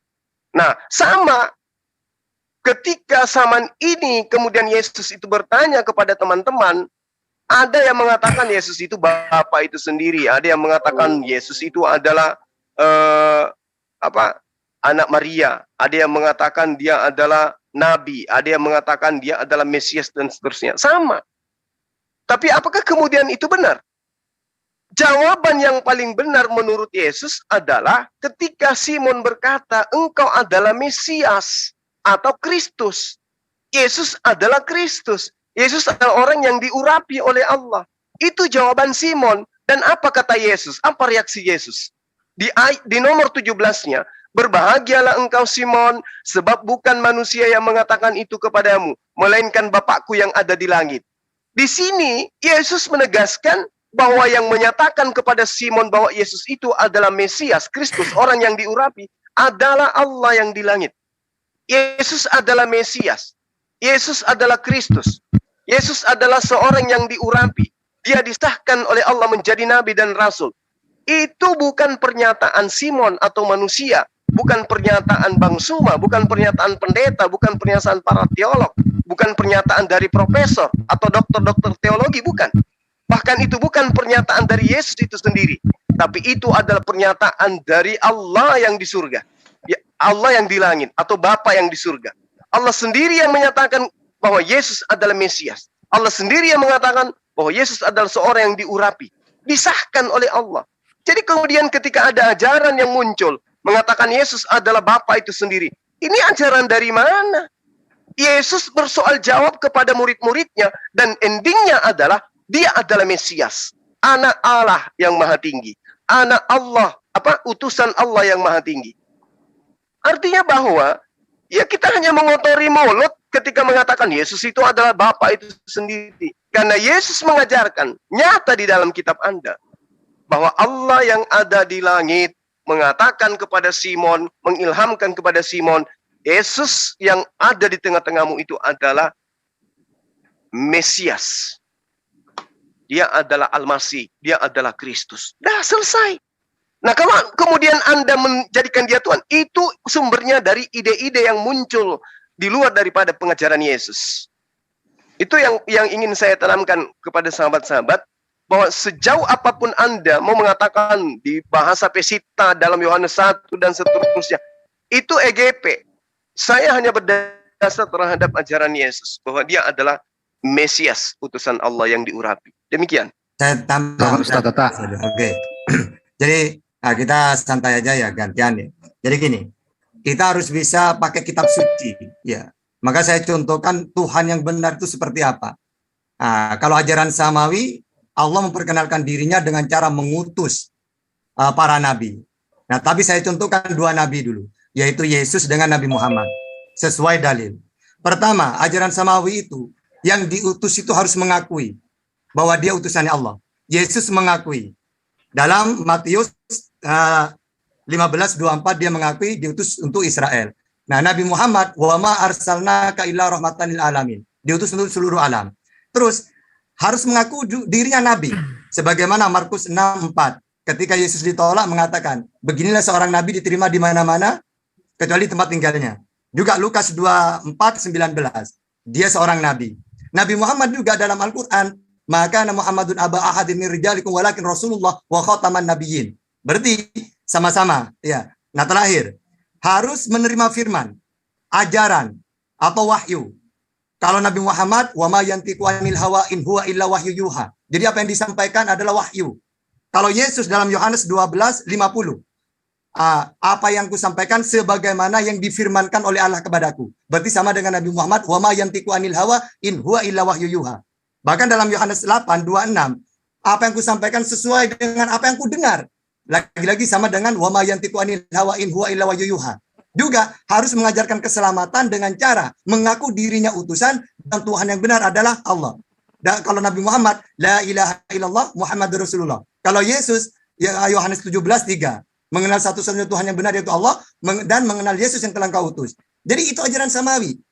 Nah, beda dengan di luar Samawi itu, Tuhan harus turun jadi manusia atau ilahiannya atau mempunyai kedahsyatan yaitu mujizat. Maka itu orang dulu kan Allah tidak memperkenalkan. Wong di luar Israel itu memang tidak ada nabi-nabi, sehingga mereka mentuhankan manusia dianggap dewa yang turun gitu. Nah, makanya dalam Islam saya pernah membaca sejarah ada 7 manusia yang dituhankan. Yang pertama Isa, bahkan Sayyidina Ali pernah dituhankan oleh orang-orang Syiah yang fanatik gitu. Jadi harus tahu dulu ajaran Samawi dengan ajaran pagan. Kalau ajaran Samawi itu bukannya Tuhan tidak mampu jadi manusia, tapi tidak mau, dia tidak mau merendahkan dirinya, makanya disebut Samawi. Tapi kalau ajaran pagan memang turun biar bisa dilihat. Kalau Nabi Muhammad kan laisa kamitslihi syai'un. Tuhan itu dikenalkan tidak sama dengan apapun. Kata Yesus, kamu tidak bisa melihatnya, mendengar suara pun tidak bisa. Sama ajaran samawi itu. Gitu ya. Oke, itu saja. Silakan. Oke, aku jawab ya. Begini, di dalam Al-Quran dikatakan, ini saya akan jawab ya, cuman saya ambil perbandingan ya. Di dalam Al-Quran ada dikatakan Tuhan duduk di arsy, tetapi ada dikatakan Tuhan lebih dekat dari urat kening. Gak bisa salah satu diterima, salah satu ditolak.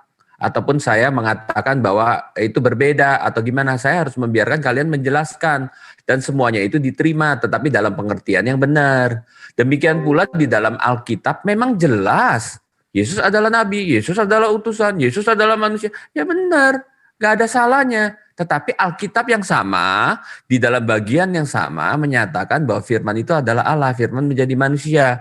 Dan jelas kalau kita baca, kita tahu bahwa siapa itu.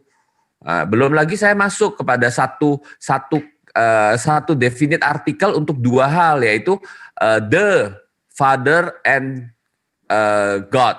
Jadi siapa itu? Mengacu kepada Allah Bapa gitu. Kemudian God and our Savior. Tapi itu pakai satu definite artikel. Kalau saya mau buktikan yang seperti itu, ada menunjukkan bahwa Yesus itu adalah Allah, gitu. Juru selamat itu adalah Allah. Nah, nggak usah pakai itu juga, kita bisa tadi tunjukkan ya di dalam Roma kayak pasal 9 ayat 5 menurunkan Mesias yang dalam keadaannya sebagai manusia. Ia adalah Allah yang harus dipuji sampai selama-lamanya. Jadi ada gitu loh di dalam Ibrani pasal 1 ayat 8, taktamu ya Allah, kepada anak dikatakan taktamu ya Allah. Kemudian anak sendiri berkata, before Abraham was, I am. Gitu. Saya ada saat ini dan ada saat itu pada saat yang bersamaan. Dan itu hanya pada Allah yang tak terbatas ruang dan waktu. 2-3 orang berkumpul dalam namaku, aku ada bersama-sama dengan mereka. Berapa banyak orang berkumpul, kemudian Yesus ada bersama-sama mereka, gimana caranya? Kalau dia bukan Allah gitu, yang maha hadir. Kemudian dia mengatakan, apa yang Bapa punya adalah mine. Oh, kurang ajar sekali kalau dia bukan Allah. Segala yang Allah punya, gue punya. Itu kurang ajar sekali kalau dia bukan Allah gitu loh. Jadi pada kitab yang sama berbicara hal yang sama, bukan ajaran kita gitu loh. Nggak ada kita tuh memusingkan diri sendiri. Kenapa seperti itu ya? Karena Allah tak terbatas ruang dan waktu. Allah yang samawi tidak mau merendahkan dirinya, tidak mau menjadi manusia, itu adalah pagan. Ya, ajaran pagan adalah pagan. Bedanya apa? Pada saat dia turun jadi manusia, dia udah manusia itu, gitu kan? Itu kan bisa juga, malaikat juga bisa, setan juga bisa, gitu loh. Menyatakan diri sebagai kuntilanak lah segala yang perwujudan. Itu bukan berarti sama, gitu loh. Tetapi kalau bedanya apa? Dia adalah ada di bumi dan ada di surga pada saat yang bersamaan. Itu dikatakan di dalam Yohanes pasal 3 ayat 13. Gitu. Anak manusia itu ada di surga dan di bumi pada saat yang bersamaan, gitu. Nah, jadi kita lihat bahwa itulah perbedaannya gitu. Kalau Allah tidak mau, ya itu di dalam Al-Quran tidak mau, Allahnya Al-Quran. Makanya beda sebenarnya. Ya waktu saya ngomong sama tuh bukan berarti pasti semua sama gitu loh. Bukan.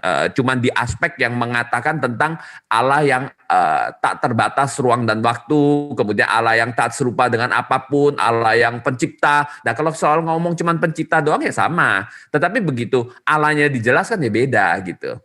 Andai kata saya bilang, oh Suma itu badannya tingginya 190, 190, putih banget, gitu. Nah itu kan berarti seolah-olah ngomong Suma, tapi bukan Suma yang sekarang yang ada ini. Saya kalau ngomong saya kenal, ternyata saya nyatakan ya yang ditujukan sama, tapi padahal sebenarnya cara cirinya lain, beda. Jadi bukan sesuatu yang sama, gitu, satu yang salah gitu loh. Nah demikian pula dengan Allah di dalam Kristen, Islam maupun agama-agama lain gitu. Lalu siapa yang benar gitu? Beda, pasti beda gitu loh. Allahnya beda, sebenarnya beda. Kalau begitu dinyatakan sifatnya juga, nanti kita bisa masuk tuh kepada pekerjaan Allah, sifat Allah dan sebagainya. Dan hanya yang aspek ini aja. Jadi itu jawaban saya ya. Jadi memang ada dua hal itu di dalam Alkitab, tidak salah, tidak meniadakan satu, meniadakan yang lain gitu. Oke, silakan Pak. Siapa? Antonius. Ya, oke. Saya mau menanggapi Bang Suma sama Bang Tata. Suma dulu ya. Jadi begini, Sekalipun Yesus tidak dituhankan, sekalipun Yesus bukan Tuhan, sekalipun Injil tidak mengatakan Yesus Tuhan, tetap aja berbeda gitu konsep Tuhan yang di dalam kitab Tanakh. Andai kata bukan sekalipun. Torah, ya andai kata. Tuhan, konsep Tuhan yang di dalam Torah dan dalam Al-Quran itu berbeda gitu ya. Di dalam Torah itu dikenal dengan mengikuti konsisten dengan konsep tres personae una substantia gitu ya. Tadi saya dari mana kamu bilang, sebentar, dari mana lu bilang konsep Allahnya Islam beda sama Torah? Ya fokus yang Valen. Sampai kitab. Enggak, sekarang gini. Sebentar, ini jadi kacau nih. Bentar, Valen, kalau kamu mau kita adakan acara Valen. Ini bukan jamnya kamu. Biarkan sampai milik kitab dulu, biarkan sampai milik kitab. Biarkan saya ini teman-teman Islam diam ya. Ini Valen kalau kamu mau, kita tentukan waktu nggak apa-apa. Kita bahas ini narasumber dengan narasumber gitu loh. Nggak usah kok kadalin di sini. Kau jangan ngadalin orang di sini. Kita buka perisai Trinitas kamu. Saya gampang sekali matain kamu punya narasi-narasi. Oh iya, coba kamu cerita nih. Tapi ini kacau. Oke, ini udah ganti orang ya. Ya, saya kasih kunci. Gini, supaya mau Valen saya kasih kunci deh. Ya, yang kamu narasikan itu adalah cuma dua kemungkinan. Kalau kamu tidak paham Trinitas atau kamu saya tanya Anda, Bapak itu Yesus bukan? Saya tanya Anda sebagai seorang praktisi Trinitas, Bapak itu Yesus bukan? Gini, kalau kamu memahami kamu lihat tiga Allah, kalau kamu kamu mengatakan Trinitas ada tiga Allah. Gantian. Kamu ingin mengatakan Valen, Valen. Gantian. Itu Yesus. Valen, kamu bisa dialog gak? Bapak itu Yesus bukan? Gini. Tenang dikit Antonius. Kita mau dialog sama kamu tuh karena kamu enggak. Bapak itu Yesus bukan. Bisa dialog. Bapak itu Yesus bukan dalam perisai Trinitas. Loh, ini kau lihat perisai Trinitas kamu. Enggak, saya nggak mau ngikutin alur kamu karena saya tahu logika kamu logika falasi gitu loh. Kalau saya ngikutin itu, saya ngikutin logika falasi kamu. Bapak itu Yesus bukan dalam perisai Trinitas. Itu logika falasi ya, itu logika falasi. Kalau saya jawab ini Valen, cara debatnya kamu itu adalah cara yang menggiring orang, nggak bisa. Kamu keluarkan argumen kamu. Saya ikutin. Bapak adalah Allah, anak adalah Allah, roh Allah adalah Allah. Bapak itu ada satu Allah. Bapak itu Yesus bukan. Coba kau baca di perisai Trinitas. Bapak itu Yesus. Secara personae dibedakan, bukan? Nah, berarti kalau Bapak itu is not Jesus dan Jesus is not Holy Spirit, ada berapa entitas di situ? Ada 3 pribadi. Udah kelar. Berarti ada 3 entitas teos yang bisa dibedakan. Gak usah 3 Allah. Nah, 3 teos kamu salah. Intinya begini, Valen. Saya jawab ya. Kalau Bapa bukan putra. Ya, karena Valen ini berpikir bahwa Allah itu kayak manusia, Allah itu materi. Enggak. Karena Valen berpikir Allah itu materi, sehingga dia berpikir bahwa kalau Bapa bukan Yesus, bukan Roh Kudus, berarti itu padahal Allah itu tak terbatas ruang dan waktu. Satu ada di dalam yang lain, itu ada perikoresis. Jadi gini, kalau kamu mau debat, boleh tentukan waktu. Kamu bisa kapan? Oke, kalau kamu mau tentukan waktu. Bagaimana kamu mengerti narasi dari Yohanes pasal 2? Tahu saya. Kau tadi pakai Yohanes pasal 1 ayat 1. Pada mulanya sebentar. Gua ngerti. Gua tanya lu. mengatakan aku percaya kepada satu Allah. Enggak, Bapak itu Yesus bukan. Credo Athanasius mengatakan bahwa Allah itu hanya ada satu. Gua nanya sama Yu di sini. Kalau apapun kamu mau memahami Trinitas, kamu mau nanya apa? Kalau kamu mengatakan 3 teos, berarti kamu tidak paham. Enggak, gua nggak ngomongin. Enggak apa-apa, gini Antonius, tenang aja sebentar. Aku yang jawabin. Gini, aku yang jawabin. Oke. Kita lagi sama Suma sama sebentar, nggak apa-apa Antonius, sebentar, nggak apa-apa. Bapak itu Yesus bukan? Bukan. Nah, kalau Bapak bukan Yesus, kenapa kok comot Yohanes 1 ayat 1? Hologos itu siapa? Hologos itu adalah Yesus. Bukan Allah. Kau baca Yohanes 1 ayat 1. Yesus adalah Allah, Bapa adalah Allah. Nah, kalau Hologos itu adalah Allah, Theos, saya tanya. Theos yang di ayat 1 itu Bapa bukan? Theos yang di ayat 1, kalau hotheosnya itu di sana adalah Bapa. Nah, kalau Hologos itu adalah Theos dan Bapa, kau lihat tuh perisai Trinitas itu. Father is not Son. Kau bicara praksias kau. Ya, gini, Allah itu tak terbatas ruang dan waktu. Dia bisa adalah Bapa dan Anak pada saat yang bersamaan. Masalah kamu di mana? Yesus transenden nggak? Yesus transenden. Kealahan Yesus transenden. Nah, kalau Yesus itu transenden, baik Bapa dan Anak ada hierarki nggak? Nggak ada. Nggak ada, kepala kau nggak ada. Yesus ngomong. Gini loh, kamu nggak ngerti antara trinitas ontologikal dan trinitas ekonomis. Yesus ngomong, Bapa lebih besar dari aku. Itu hierarki. Oh betul. Nah, betul. Kau bilang betul. Gue tanya lagi, Bapa sama Anak ada hierarki nggak? Di dalam ontologikal tidak ada, secara ekonomikal ada. Ada hierarki. Kamu SBY paham ontologikal sama hierarki itu kamu nggak paham. Itu kamu mencampur. Ya, kamu ngerti nggak trinitas imanen dan trinitas ekonomis? Kau itu udah comot. Aku yang ngajarin deh. Ayo pelan-pelan. Kau udah comot narasi dari praksias. Kalau hologos itu adalah theos dan theos itu adalah father, sementara di prinsip trinitas, father is not son. Teologi kamu jangan salah ngerti, karena praksias seperti kamu. Dia berpikir bahwa Allah itu adalah materi. Kamu lihat. Gini loh, kamu berpikir bahwa Allah itu materi yang tidak terbatas ruang dan waktu. Trinitas kamu, kau lihat prinsip trinitas kamu. Bapa itu putra enggak? Bapa itu putra bukan. Nah, kalau Bapa bukan putra, ada entitas yang berbeda enggak? Ada apa? Ada entitas yang berbeda enggak? Gini, bisa dibedakan, tapi tidak bisa dipisahkan. Not separated. Kalau Bapa bukan putra, berarti ada dua entitas yang berbeda. Baik Bapa maupun putra. Gini loh, kamu harus mengerti bahwa pada waktu pribadi itu dikenakan pada Allah, bukan seperti pribadi di dalam dunia materi. Gue jelasin ya, gue jelasin trinitas kau ya, yang benar sesuai dengan simbolum. Tar dulu. Nanti kita bikin session. Kakak, tar dulu, moderator gimana nih? Si Valen jangan kasih. Gini Valen, kalau kamu berani. Oke, sebentar, Bang Valen, sebentar. Valen jangan dikasih ikut. Di dalam Indonesia, Valen, kamu nggak ngerti. Bukan Roh Kudus, itu ada 3 Valen, lo jangan sosokan. Di dalam simbolum Valen, lo jangan sosokan. Nggak boleh dibilang 3. Kenapa nggak boleh dibilang 3? Oke, gini. Moderator, coba si Valen jangan. Iya, kamu nggak ngerti mengenai. Oke, yang lain, ini mohon yang Kristen, mohon maaf, Bang Valen, sebentar Bang Valen. Iya, bukan kenapa, kalau mau boleh. Aku tantang kamu. Kita tantangin kamu. Oke, gini Bang Valen. Kapan? Oke, Bang Pras, bentar Bang Valen. Bang Pras dengan Pak Antonius, bentar ya Pak Piang. Kita selesaikan dulu Bang Valen, setelah ini boleh ya Bang Valen ya? Ya, makanya. Enggak. Oke ya, udah Pak Pras, oke. Silakan Bang Juma dilanjut. Tadi udah dijawab sama apa? Belum. Saya belum selesai tadi dipotong tadi. Iya, bukan begitu cara. Bentar Bang Valen ya. Solo Bandung dulu Bang Valen. Iya, oke, saya lanjut ya.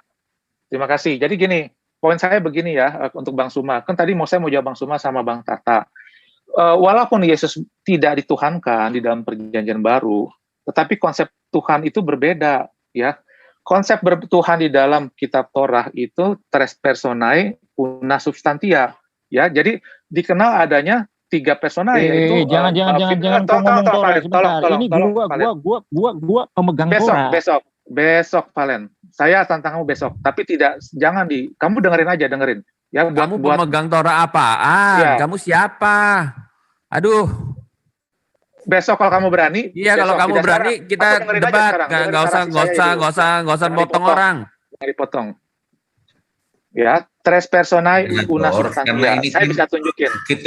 Kitabnya Valen. Jadi siapa bilang kitabnya Valen? Dari mana bikin patennya? Kapan katanya keluar? Itu Bnei Noah. Kami Bnei Yahudi perjanjian baru. Valen itu Bnei Noah. Ya udah. Ya udah lanjut supaya selesai nanti. Jadwalkan boleh jadwalkan besok ya Pak Antonius, Pak Pras, nanti Valen dengan siapa Pak Ishak boleh dengan siapapun lah ya. Boleh, silakan. Nanti di Islam siapa monggo. Gini ya. Saya lanjutin ya. Sebentar. Saya belum selesai nih. Oke, Tapi lihat ya oke, cara silakan debatnya Bang Valen, Valen, sebentar yang Bang cuma Antonius. potong-potong, kita pakainya 5 menit, oke? Oke, sebentar Bang Antonius. Gimana Bang Valen? Monggo. Aduh, jangan dong. Saya kan lagi narasi. Sebentar, iya, sebentar aja. Sebentar. Supaya untuk besok ini, untuk besok kan. Antonius tuh Untuk udah kecapean, ya dia biar- kerja pagi. Untuk besok biarkan ini. Silakan Bang Valen. Oke, kalau pihak Kristen menarasikan dia seorang apologet, saya mau minta identitas kalian, ya kan? Kalian udah ngomongin Torah loh. Saya itu Oke, itu aja ya. Kalau besok Bang Valen, Bang saya Valen. minta waktu Kamu mau diskusi atau apa? Oke. Sebentar Bang Antonius. Silakan Bang Valen. Antonius, dia ngomong dulu, nanti kita jawab. Kasih dia ngomong. Pak Pras, jangan begitu. Gimana si Valen nggak ada urusan? Apiang, lu Iya. diem. Lu yang diem. Si Jody, lu Iya, kontennya nggak Jody. bisa. Itu namanya kamu pengacau. Oke, supaya nggak sebentar Pak Pras, Pak Pipiang, sebentar. Ya. Silakan Bang Valen untuk menceritakan apa yang ininya untuk besok ya, bukan sekarang. Silakan Bang Valen. Silakan Bang Valen.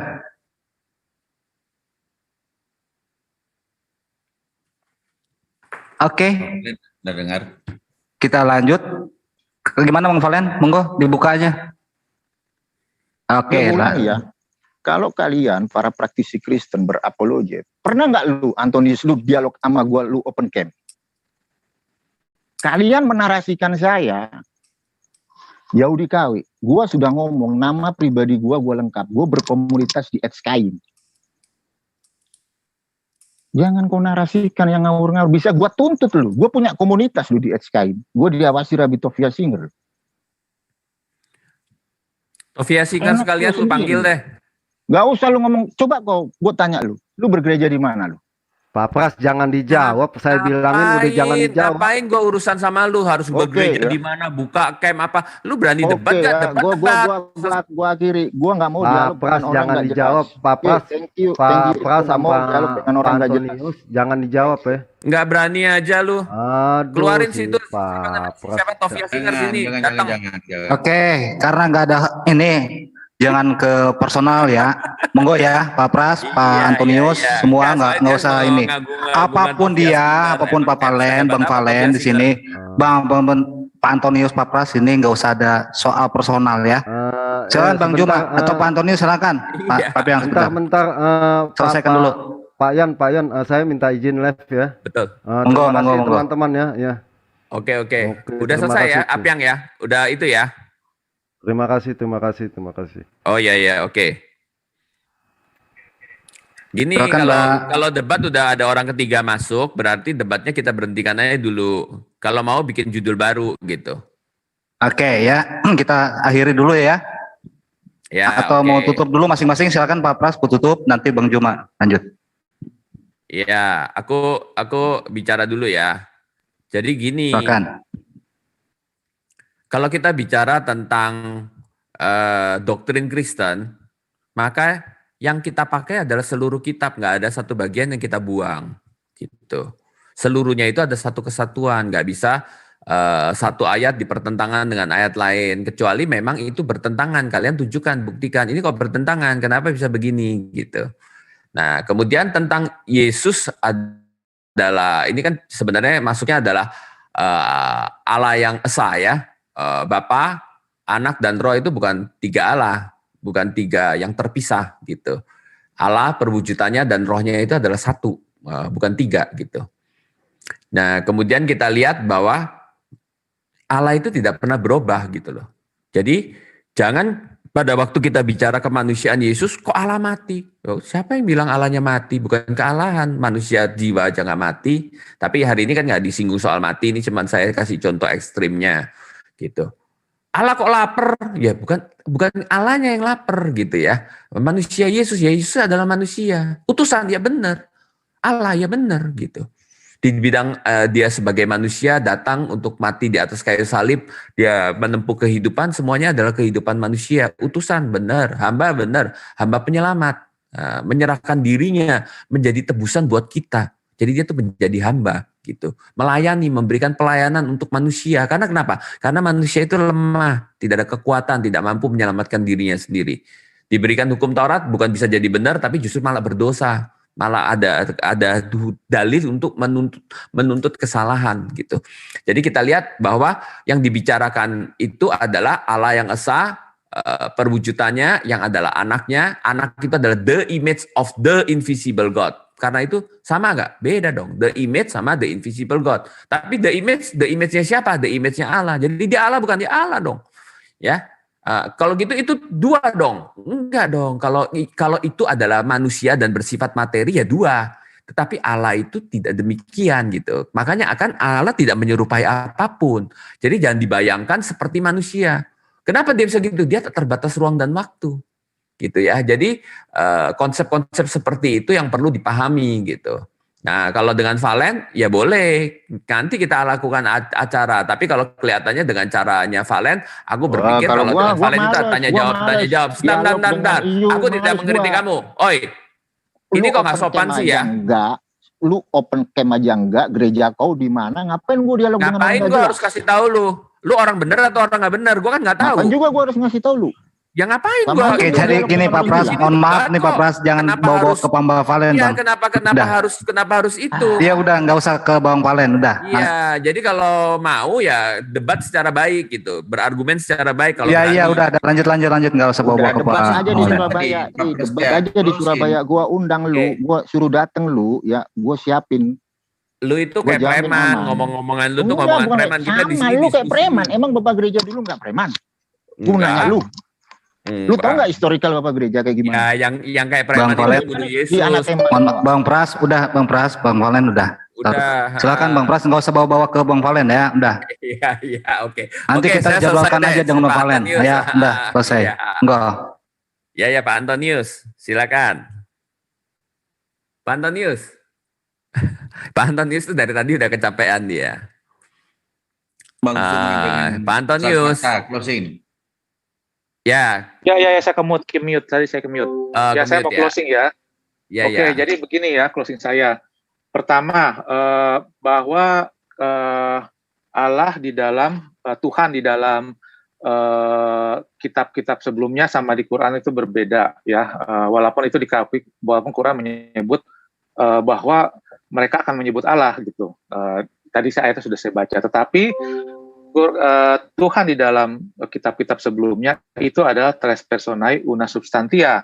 Jadi Tuhan yang disebut di dalam kitab dari kitab Torah itu ada dinyatakan sebagai Allah, sebagai Mimra, dan sebagai roh. Dan roh itu bukan kekuatan, roh itu personae. Dia punya kualitas, punya kehendak, dia punya perasaan, dia punya pikiran, dia maha tahu. Dia punya perasaan dan dia punya kehendak. Itu bisa saya tunjukkan ayat-ayatnya, termasuk yang di Targum. Kemudian Mimra itu bukan sifat Allah, firman itu bukan sifat Allah, ya bukan karakter Allah, tetapi dia personae. Dia mengadakan perjanjian dengan umat Israel, dengan Nabi Nuh, itu ada dikatakan ya. Dan dia diutus oleh Hashem. Jadi dikatakan bahwa Mimra itu diutus untuk berada di tengah-tengah kerubim yang ada di tabut. Ya, jadi jelas ini bukan Mimra itu adalah personae ya. Itu semua dan dinyatakan di dalam Torah itu di dalam Targum bahwa Mimra itu adalah Tuhan yang menciptakan. Itu ada ayatnya, ada Targumnya, saya bisa tunjukkan. Artinya di dalam kitab Torah itu mengatakan bahwa baik Mimra ataupun Spirit of God yang disebut dengan Spirit of Love itu adalah personae dan itu adalah Tuhan yang pencipta. Gitu. Itu tidak dikenal di dalam kitab sesudahnya. Dan sekarang saya mau tambahkan, Yesus pun, Tuhan pun juga bukan karangan Romawi. Tadi saya sudah bantah, tetapi dari pernyataan Yesus secara tidak langsung, Yesus mengatakan, apa yang Bapa punya, aku punya. Yesus mengatakan bahwa aku adalah yang awal dan yang akhir gitu. Dan sebagainya ya, Yesus mengatakan apa yang Bapa lakukan, aku lakukan. Yesus mengatakan aku dan Bapa adalah satu dan sebagainya. Itu secara tidak langsung Yesus mengatakan keilahian ya, makanya gara-gara itu orang Yahudi paham konsep seperti itu ya. Makanya dia mau ditimpukin batu, dia dinyatakan bersalah dan dihukum mati ya. Itu tidak dipahami oleh kalian tetapi dipahami oleh orang Yahudi pada saat itu.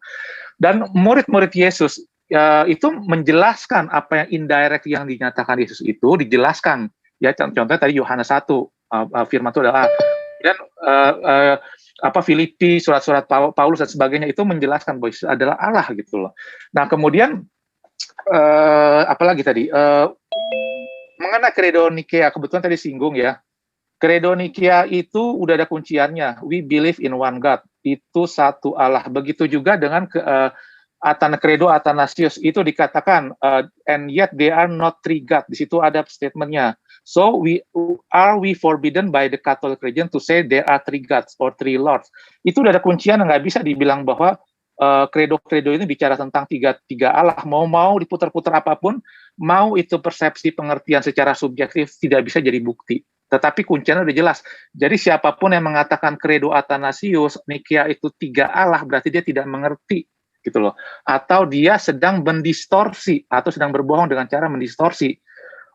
Oke, sementara itu aja, saya capek. Terima kasih. Oke, terima kasih dari penutup dari tim Kristen. Monggo, Bang Juma, Ustaz Tata, monggo.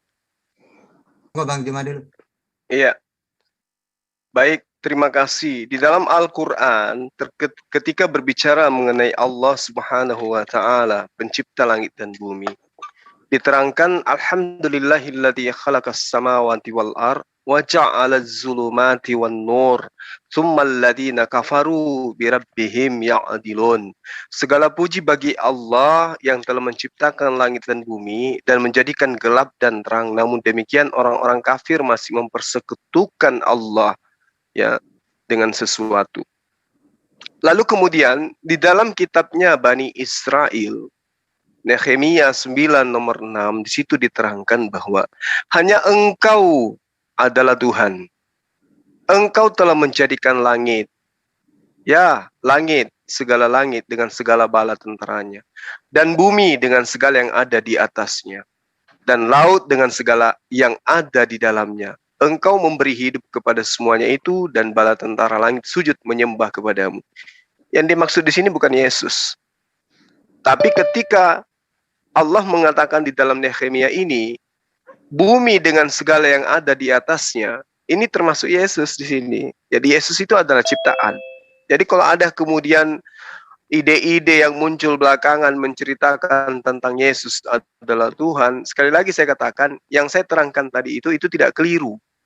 Bahwa Tuhan ketika datang menyatakan diri kepada Bani Israel, memang menyatakan dirinya melalui perantara utusan-utusannya yang disebut malaikat dan nabi serta rasul.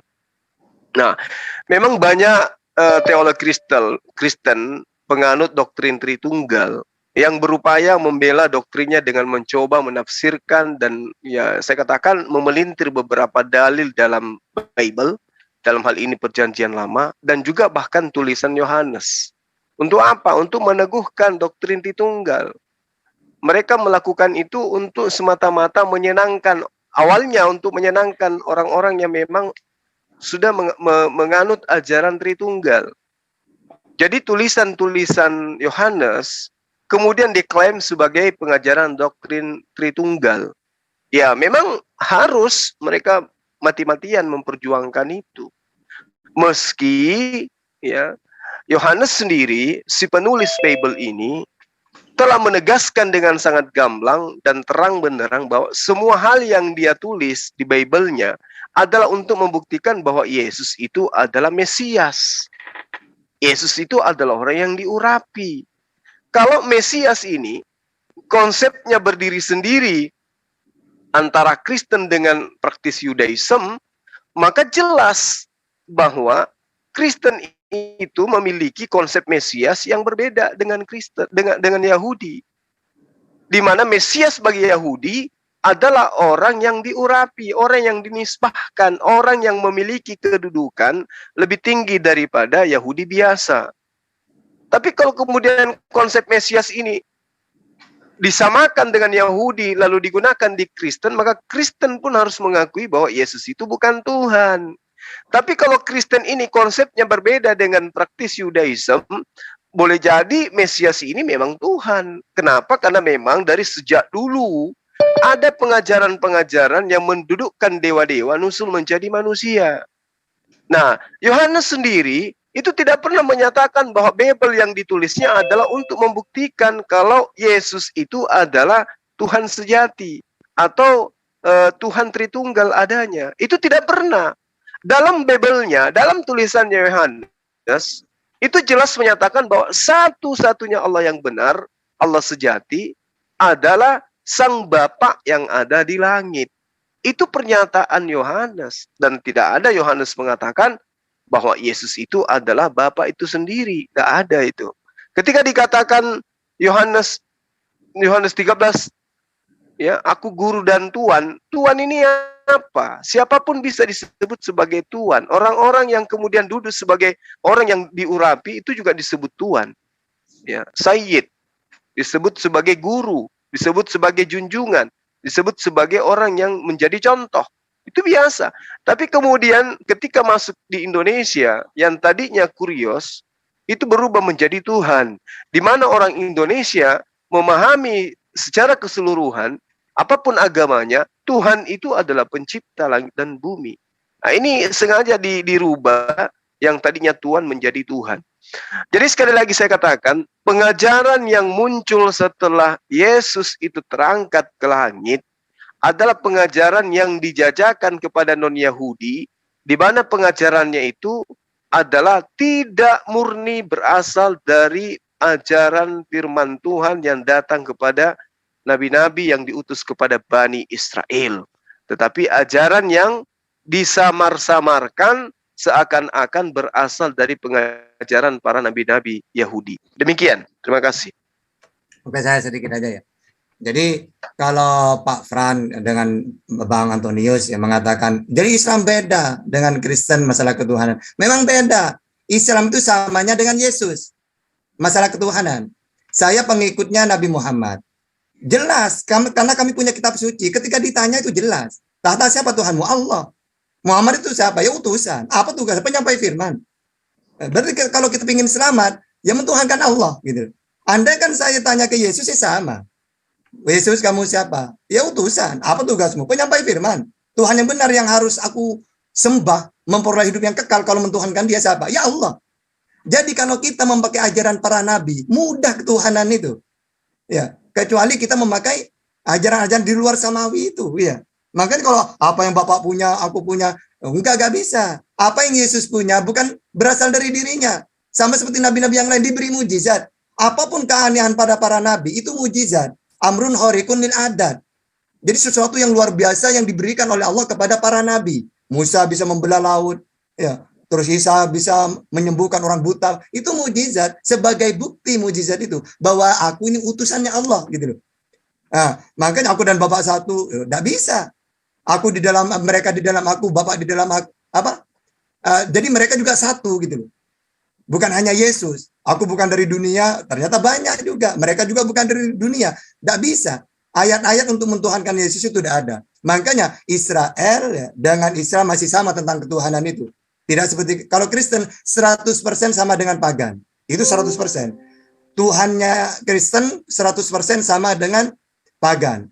Beda dengan Tuhan yang dikenalkan oleh Nabi Muhammad, oleh Yesus. Jadi antara Nabi Muhammad dengan Yesus sama. Tentang ketuhanan sama, keselamatan sama, mengimani sama. Makanya kalau dikatakan beda dalam Al-Quran dengan Kristen, ya beda, orang Kristen 100% dengan pagan, Islam 100% dengan ajaran Yesus. Gitu deh ya. Jadi itu saja intinya ajaran itu ya. Oke, silakan.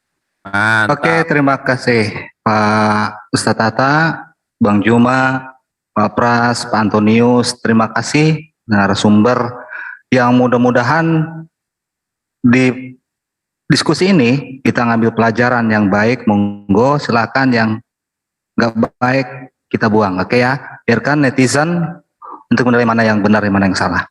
Oke, terima kasih. Ya, terima kasih. Saudara-saudara ya, kita. semua ya. Ya, sama-sama Pak Pras. Mohon maaf Ya, kalau ada kata-kata kami yang salah. Kata orang-orang Islam boleh baca Alkitab tuh karena sama dengan ajaran Yesus. Silakan baca dulu. Oke. Ya. Dan jadi paham ya. Enggak debat. Oke. Nanti mungkin Tanya kita jawab boleh, kalau enggak ya sudah selesai gitu. Oke, selesai, nggak apa-apa. Ya, kita kan waktu banyak. Oke, kita tutup dulu ya.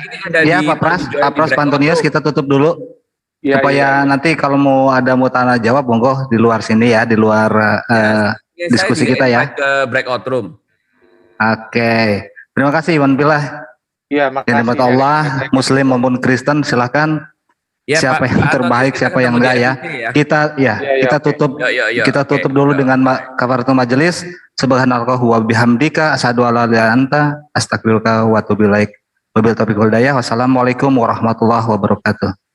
Waalaikumsalam.